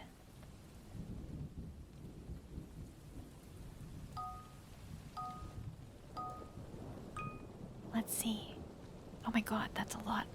There's a fake letter. Chat. One of these letters is fake.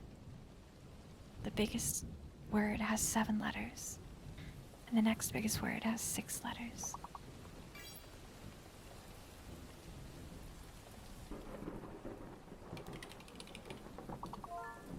Fashion.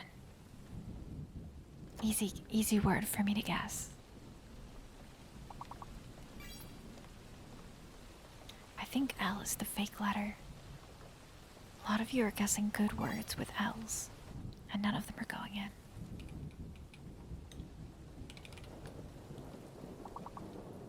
Yeah, L is definitely fake.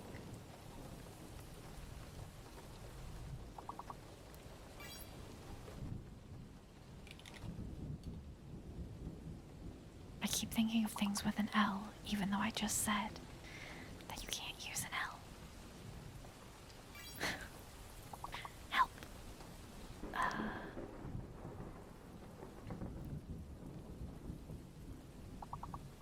Fans, fins, fish, shin, sofa, fashion.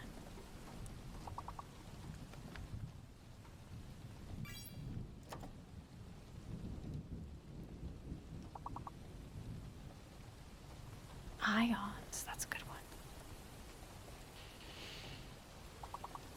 We're not quite to the goal.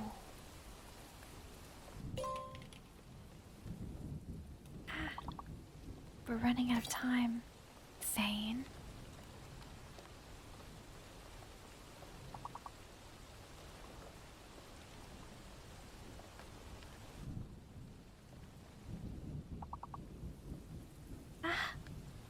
No.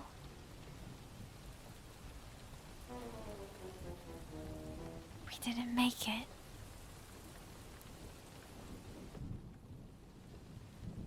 No. If I reward everyone, what does it do? Fill in the blank.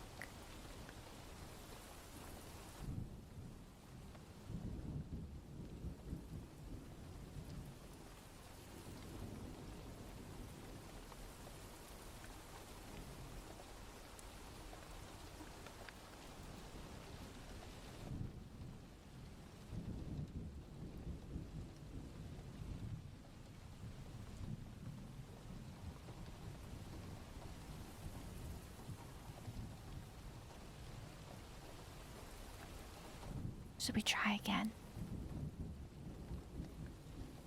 I know, I wish so too. I wish so too.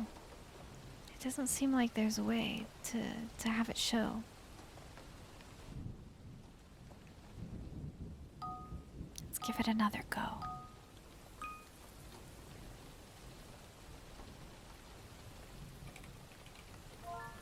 Repair. Pair. Yep. Pair. Yes. Rear. That's a good one.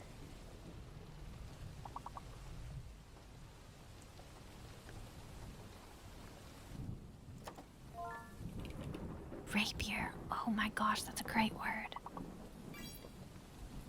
Ripe. Pure. Rare.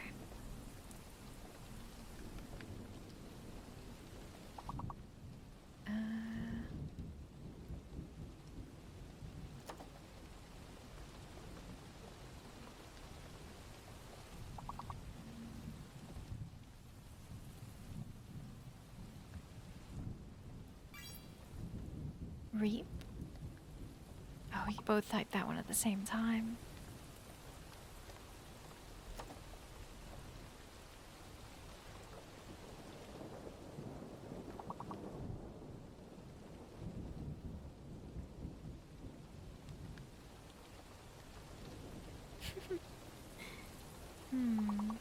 There's 4 5-letter words. Pear. That's a good one.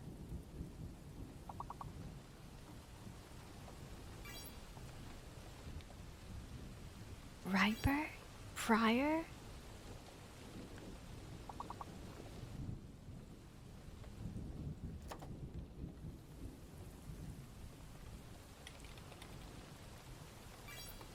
Error?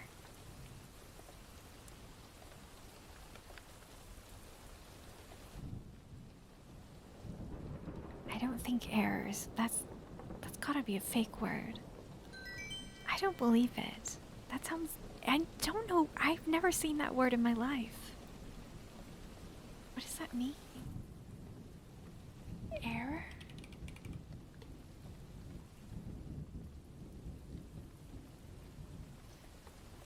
Oh my god, it's British. Yeah, error of grievances. It's like British English. A frame on which clothes is aired or dried. The little cherry milk cat, thank you so much for your follow. Welcome, welcome. Magic mechanism. Thank you for the follow. Welcome, welcome. Welcome. British. We should know this from the Holmes we were reading earlier.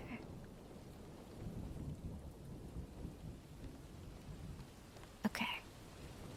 We skipped 2 levels. Let's see what we can do.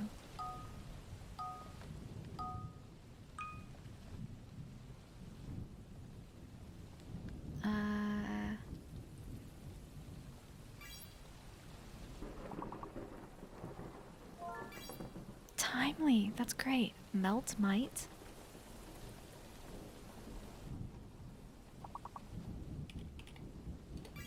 Tile.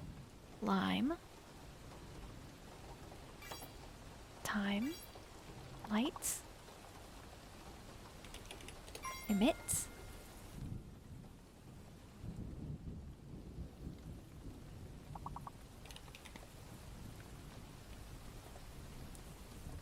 It's tough waiting for your lock to run out. Mile. Yeti. Ooh, Yeti. That's a good one.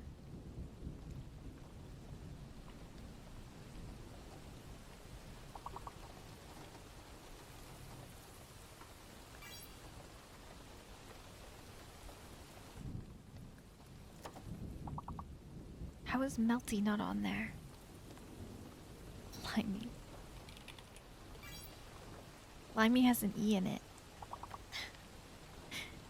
You were close.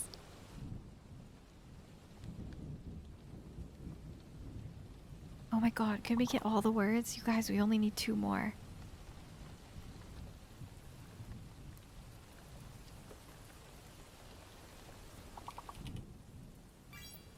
Milt? There's only 1 more word. Chat. Chat, you have to get this word.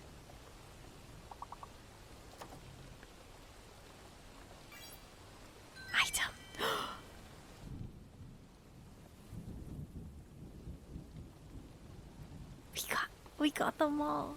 We got every word. We got every single word. Oh my god, I'm so proud of us. We're so legendary. And just in time for the ads. Incredible.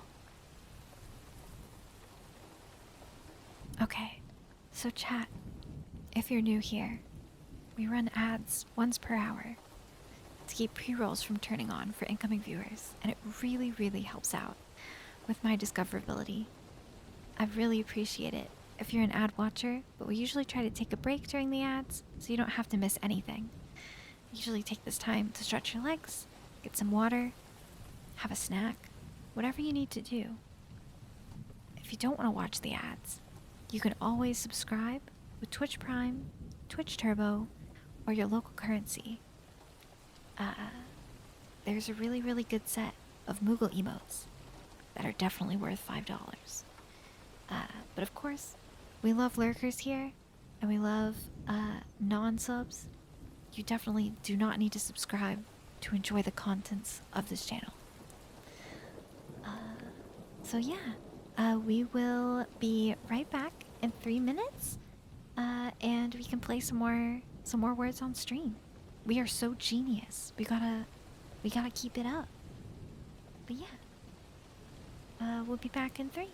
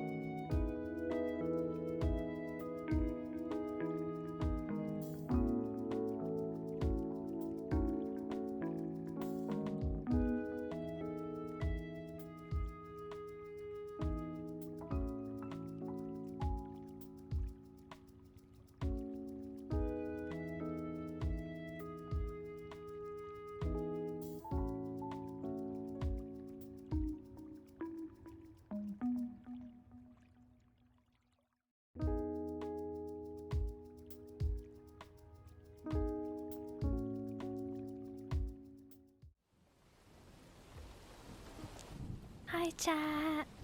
Hi, chat. We're back. We're back. Do you want to play some more word games with me? Do you want to play some more words on stream with me? I love to play the little word game. It's so fun. Okay. We'll play the little word game.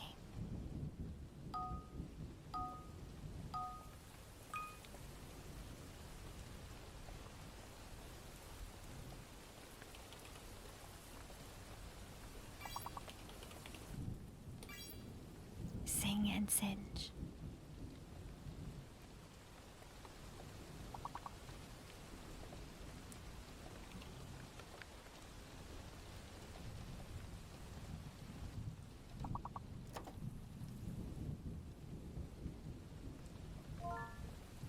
Engines.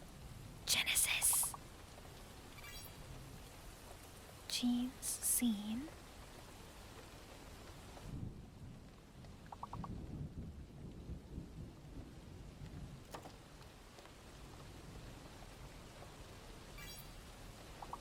Genie's engine.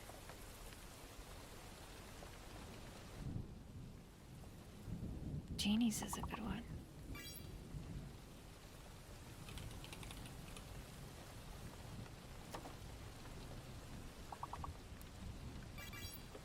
Sign, Jean.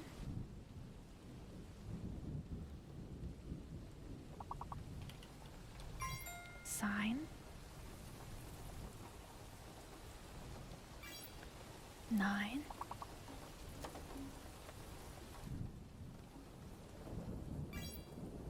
Gins.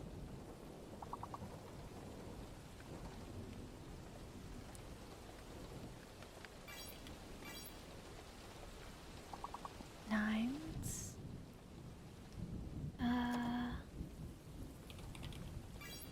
Gens.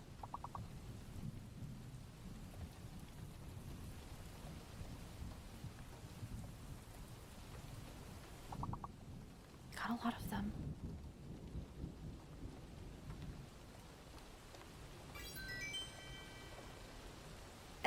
It let you have seeing. It still scored you. That was funny. Okay, we're up to level 8. I think our high score was level 9. There's a fake letter. Could it possibly be the Z?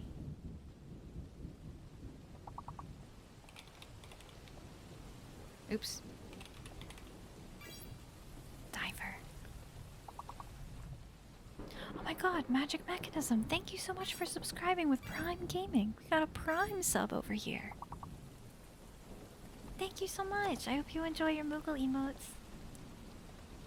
Diner, Drive, Diver, Dyer. Has anyone tried a Z word yet? Vine? That's good. Vein.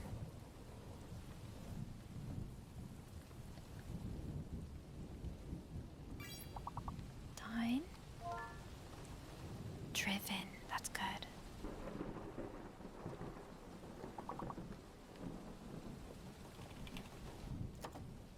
Oops. Nerd. Ride. Draven? I don't think it's a word. There's no A. There's no letter A.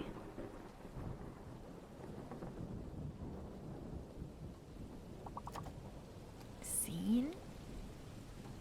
Oh, what about... No zine. Z I think is fake. Vend.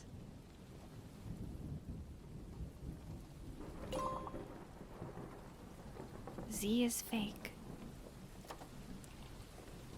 We need one more word. Dive. Rend. Oh, thank God. It was really down to the wire there. Right.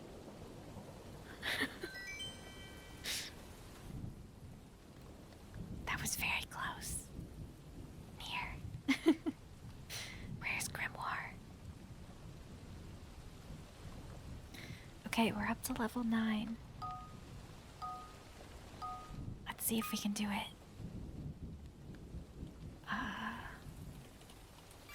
Pale. There's a fake letter in there somewhere. Page. It must be the G.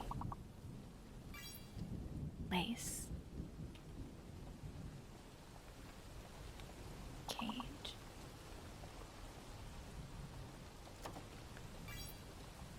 What about the other pail? Cape. Place. That's good.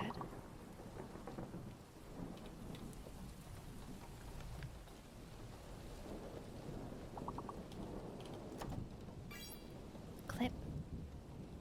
Glaze. The G is fake. Clap.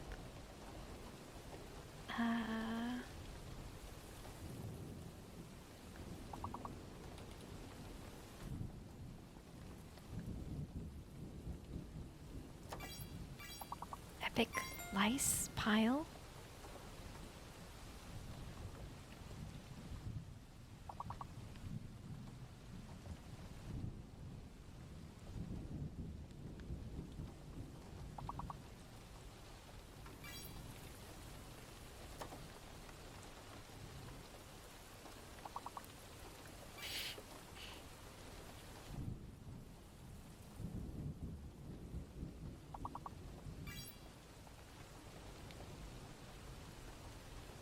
Lace, leap, peel.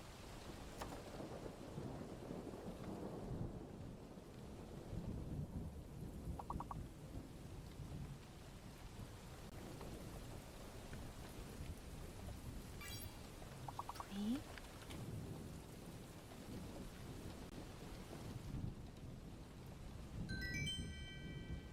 Skip 2 levels. Oh my god. It might be really hard. It might be really difficult.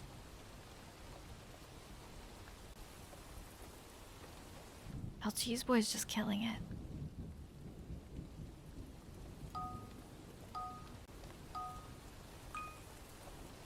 Oh my god, that's a lot of letters. And there's a fake one. And the word with the longest word is 8 letters. Oh my god.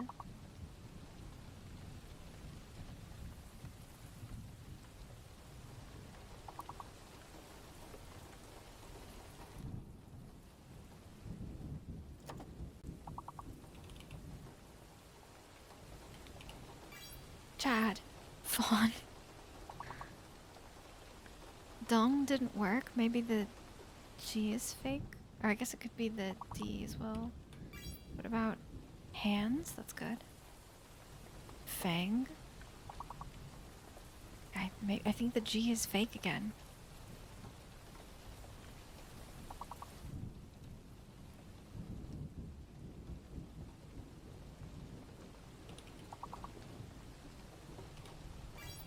Chuff.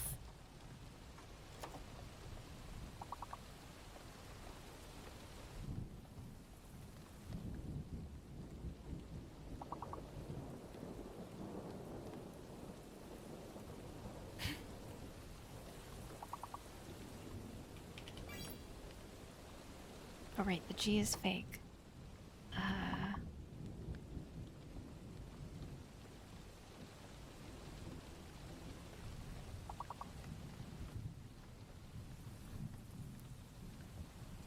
Oh no. What are we gonna do? Handcuff? Oh my god, Gumpo, that's crazy. We need one more word. Cuff. Oh my god. Yes.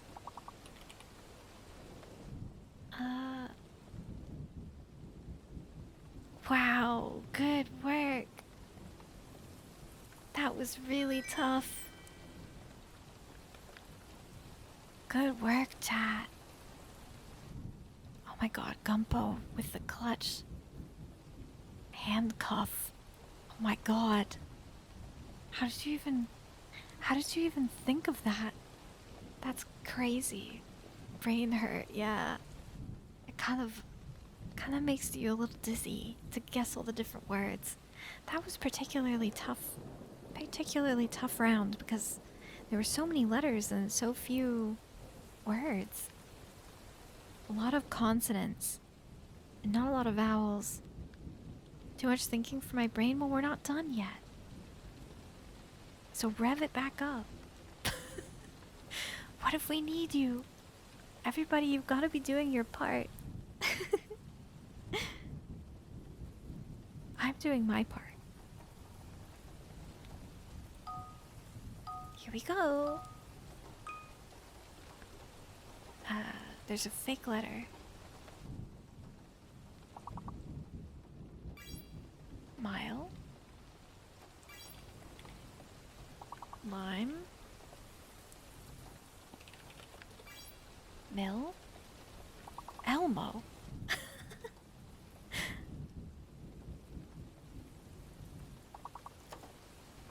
If roll didn't work, or wait.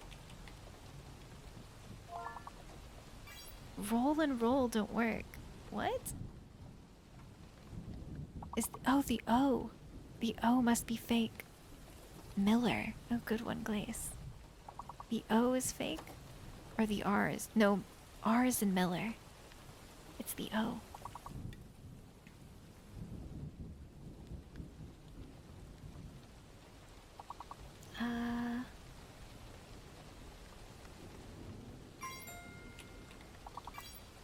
Meyer. Ryle.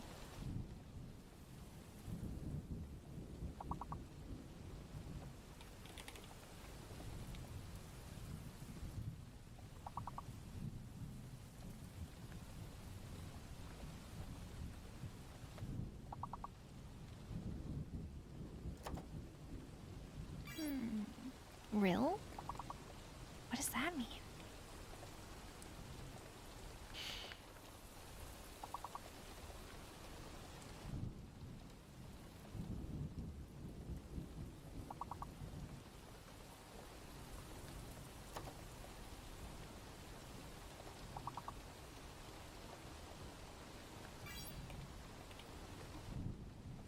Ryler.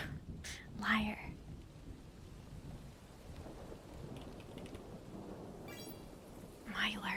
Myler.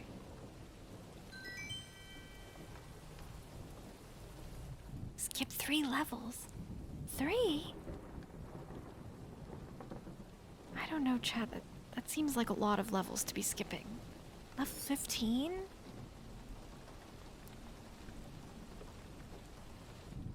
How are we gonna do it? Are you up for the challenge? Do you think we can do it, chat? We're done? No.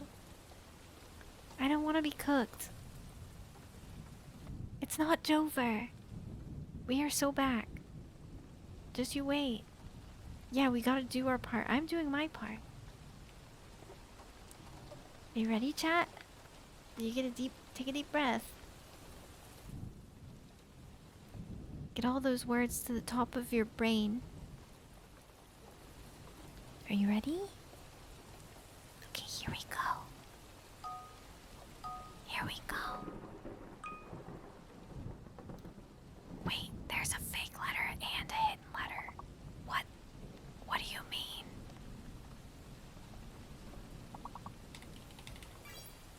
Sled. Heels.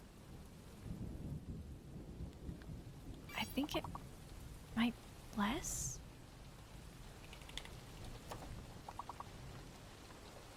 The R is fake. But we don't know what the mystery letter is. Seed. Eels, lees, less, seed, sled. Else. The R is fake.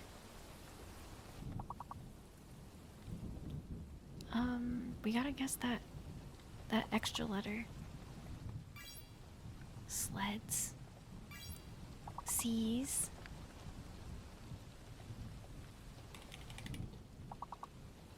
It's not an A.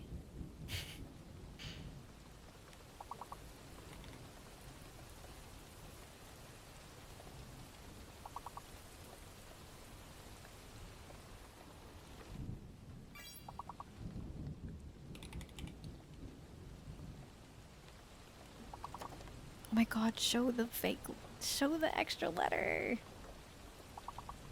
Oh my god, are we gonna make it?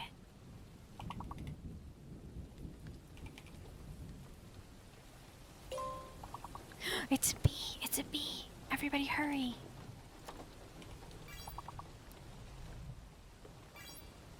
Bleeds, beds. We need one more. One more, chat. We already got bees and beds. No! Bled! Combo! Yeah! Oh my god, at the 11th, or the, what is it? Is it the 11th hour? What is the saying? Oh my god. That was really, really close. That was really, really close. The 14th hour?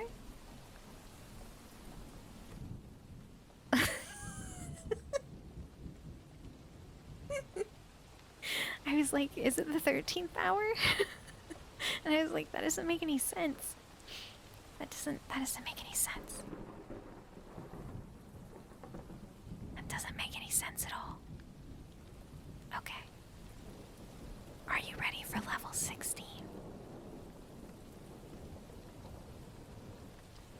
Level 16 seems like kind of a lot. I think we can do it though. I think we can do it, chat. We've got this for sure. It's in the bag.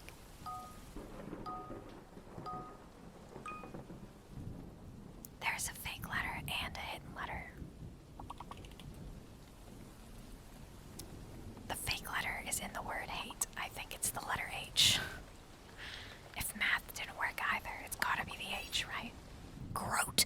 Groat! Groat! What do you mean? Groat. What does that even mean?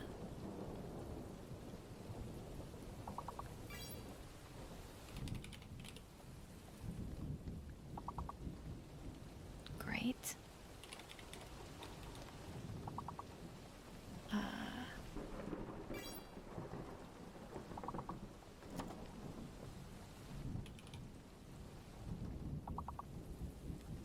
It's the R. The R is fake. Oh my god, all the words, it has to be at least 5 letters?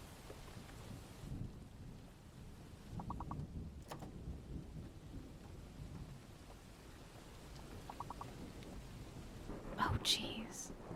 I know. I'm sorry, I'm trying.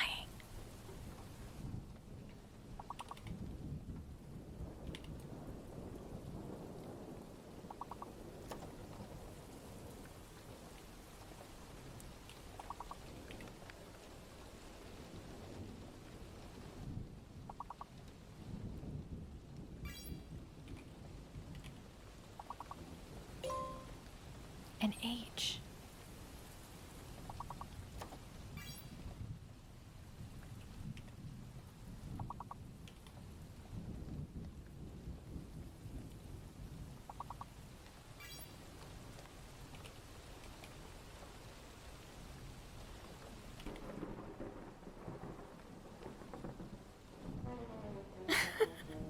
That was a really, really hard round. It was a good effort. Why no maggot? I don't know. That was really, really hard. Everybody did so good though. Everybody really put in their all. You really gave it your all, chat. It was really good. It was a really good round. Maybe sometime we can play words on stream again.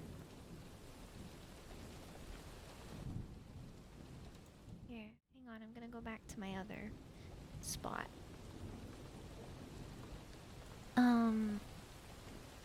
I just wanted to say, before I go, thank you so much to everybody for tuning in for my first ASMR stream.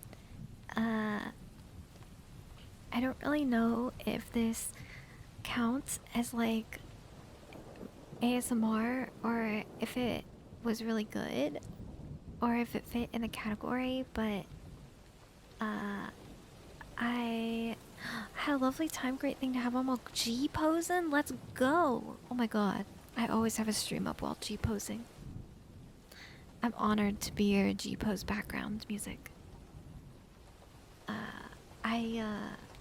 I'm really happy that we got to try this out, and that everybody put in so many channel points to this reward. 50,000 channel points is nothing to sneeze at. It's a lot. That's a lot of watch hours for a lot of people. So I really appreciate all the time that everybody spends watching my streams, and I really wanted to do this to give back to you guys. But it was really fun. So I think if I listen back to this stream and it doesn't suck, then we might do it again, and I'll read some more of Sherlock Holmes to you. I can update my mic settings if they sound like not the best, but we can figure it out.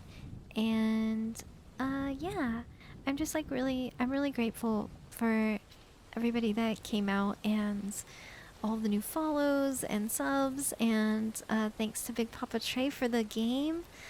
Yeah, I just I hit 1K on Twitter this morning, and I just feel really overwhelmed by the support lately. And you know, 1K on here next. I'm hoping to hit 500 by the end of the month and 1K by the end of the year, and I'm just gonna keep putting all of my hard work in, and hopefully we can make it there. I know when I debuted in April, one of my first goals was to spread smiles to 1,000 people. So I've done that on every platform now except for Twitch, Twitch being the most important. So I am looking forward to spreading smiles to those people and to having all of our new Hearth Entertainment and Recreational Transfer Program participants, my little moogles. Yeah, I'm really happy that everyone likes the new handle and the new logo, and I really appreciate you all cheering me on. So this was just a little way I wanted to give back with my voice, which I think is something I've always been self-conscious about while streaming. I always felt like my voice didn't really suit how I look, or that it wasn't cute enough, or like typical of the VTuber scene.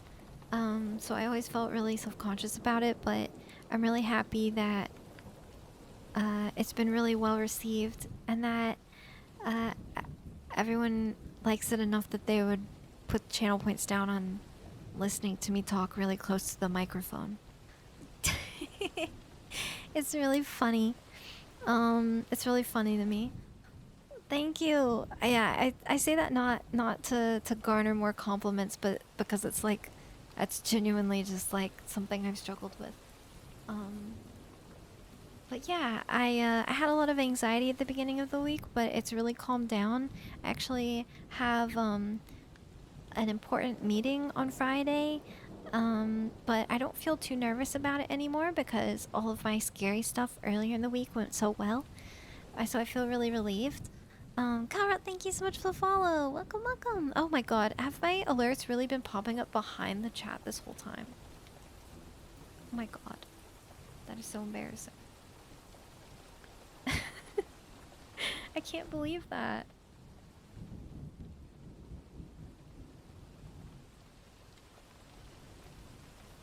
Well, next time it'll be in the right place. Oh my god. gosh, I can't believe that. Let's see, what else do I have to tell you before I have to go? Oh, my next stream will be on Saturday at 1 p.m. Eastern. We're playing more Paper Mario and the Thousand Year Door. It's my first time playing that game, and it's really fun and really funny. So if you like Mario or Nintendo games, this is like definitely one to tune into. If you've never seen the game before, or if it's an old classic, you can come see me playing it for the first time. We are starting Chapter 2 on Saturday, right from the top, so we're going to try and play through the whole thing. We'll see how that goes in terms of timing. Let's see.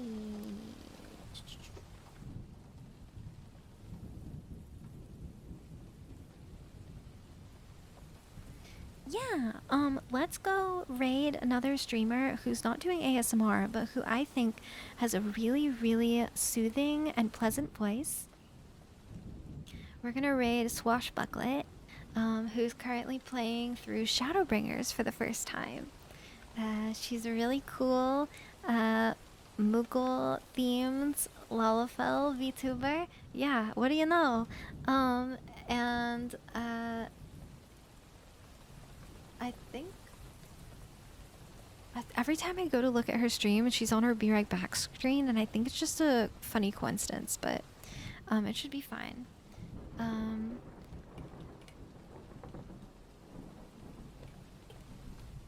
I'm gonna leave you the raid message in chat, and if you've got a sub, you can use the emotes.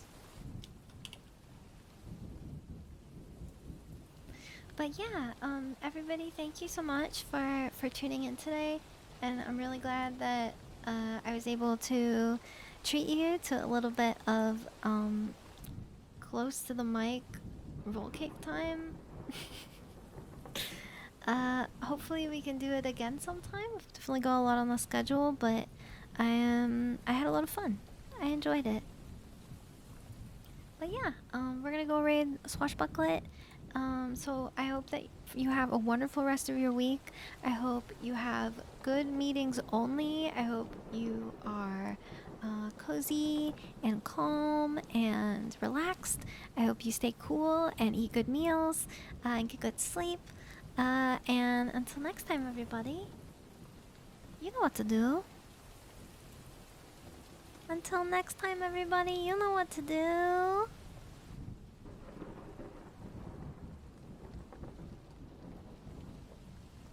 Keep it rolling, everybody. I'll see you next time. Bye-bye.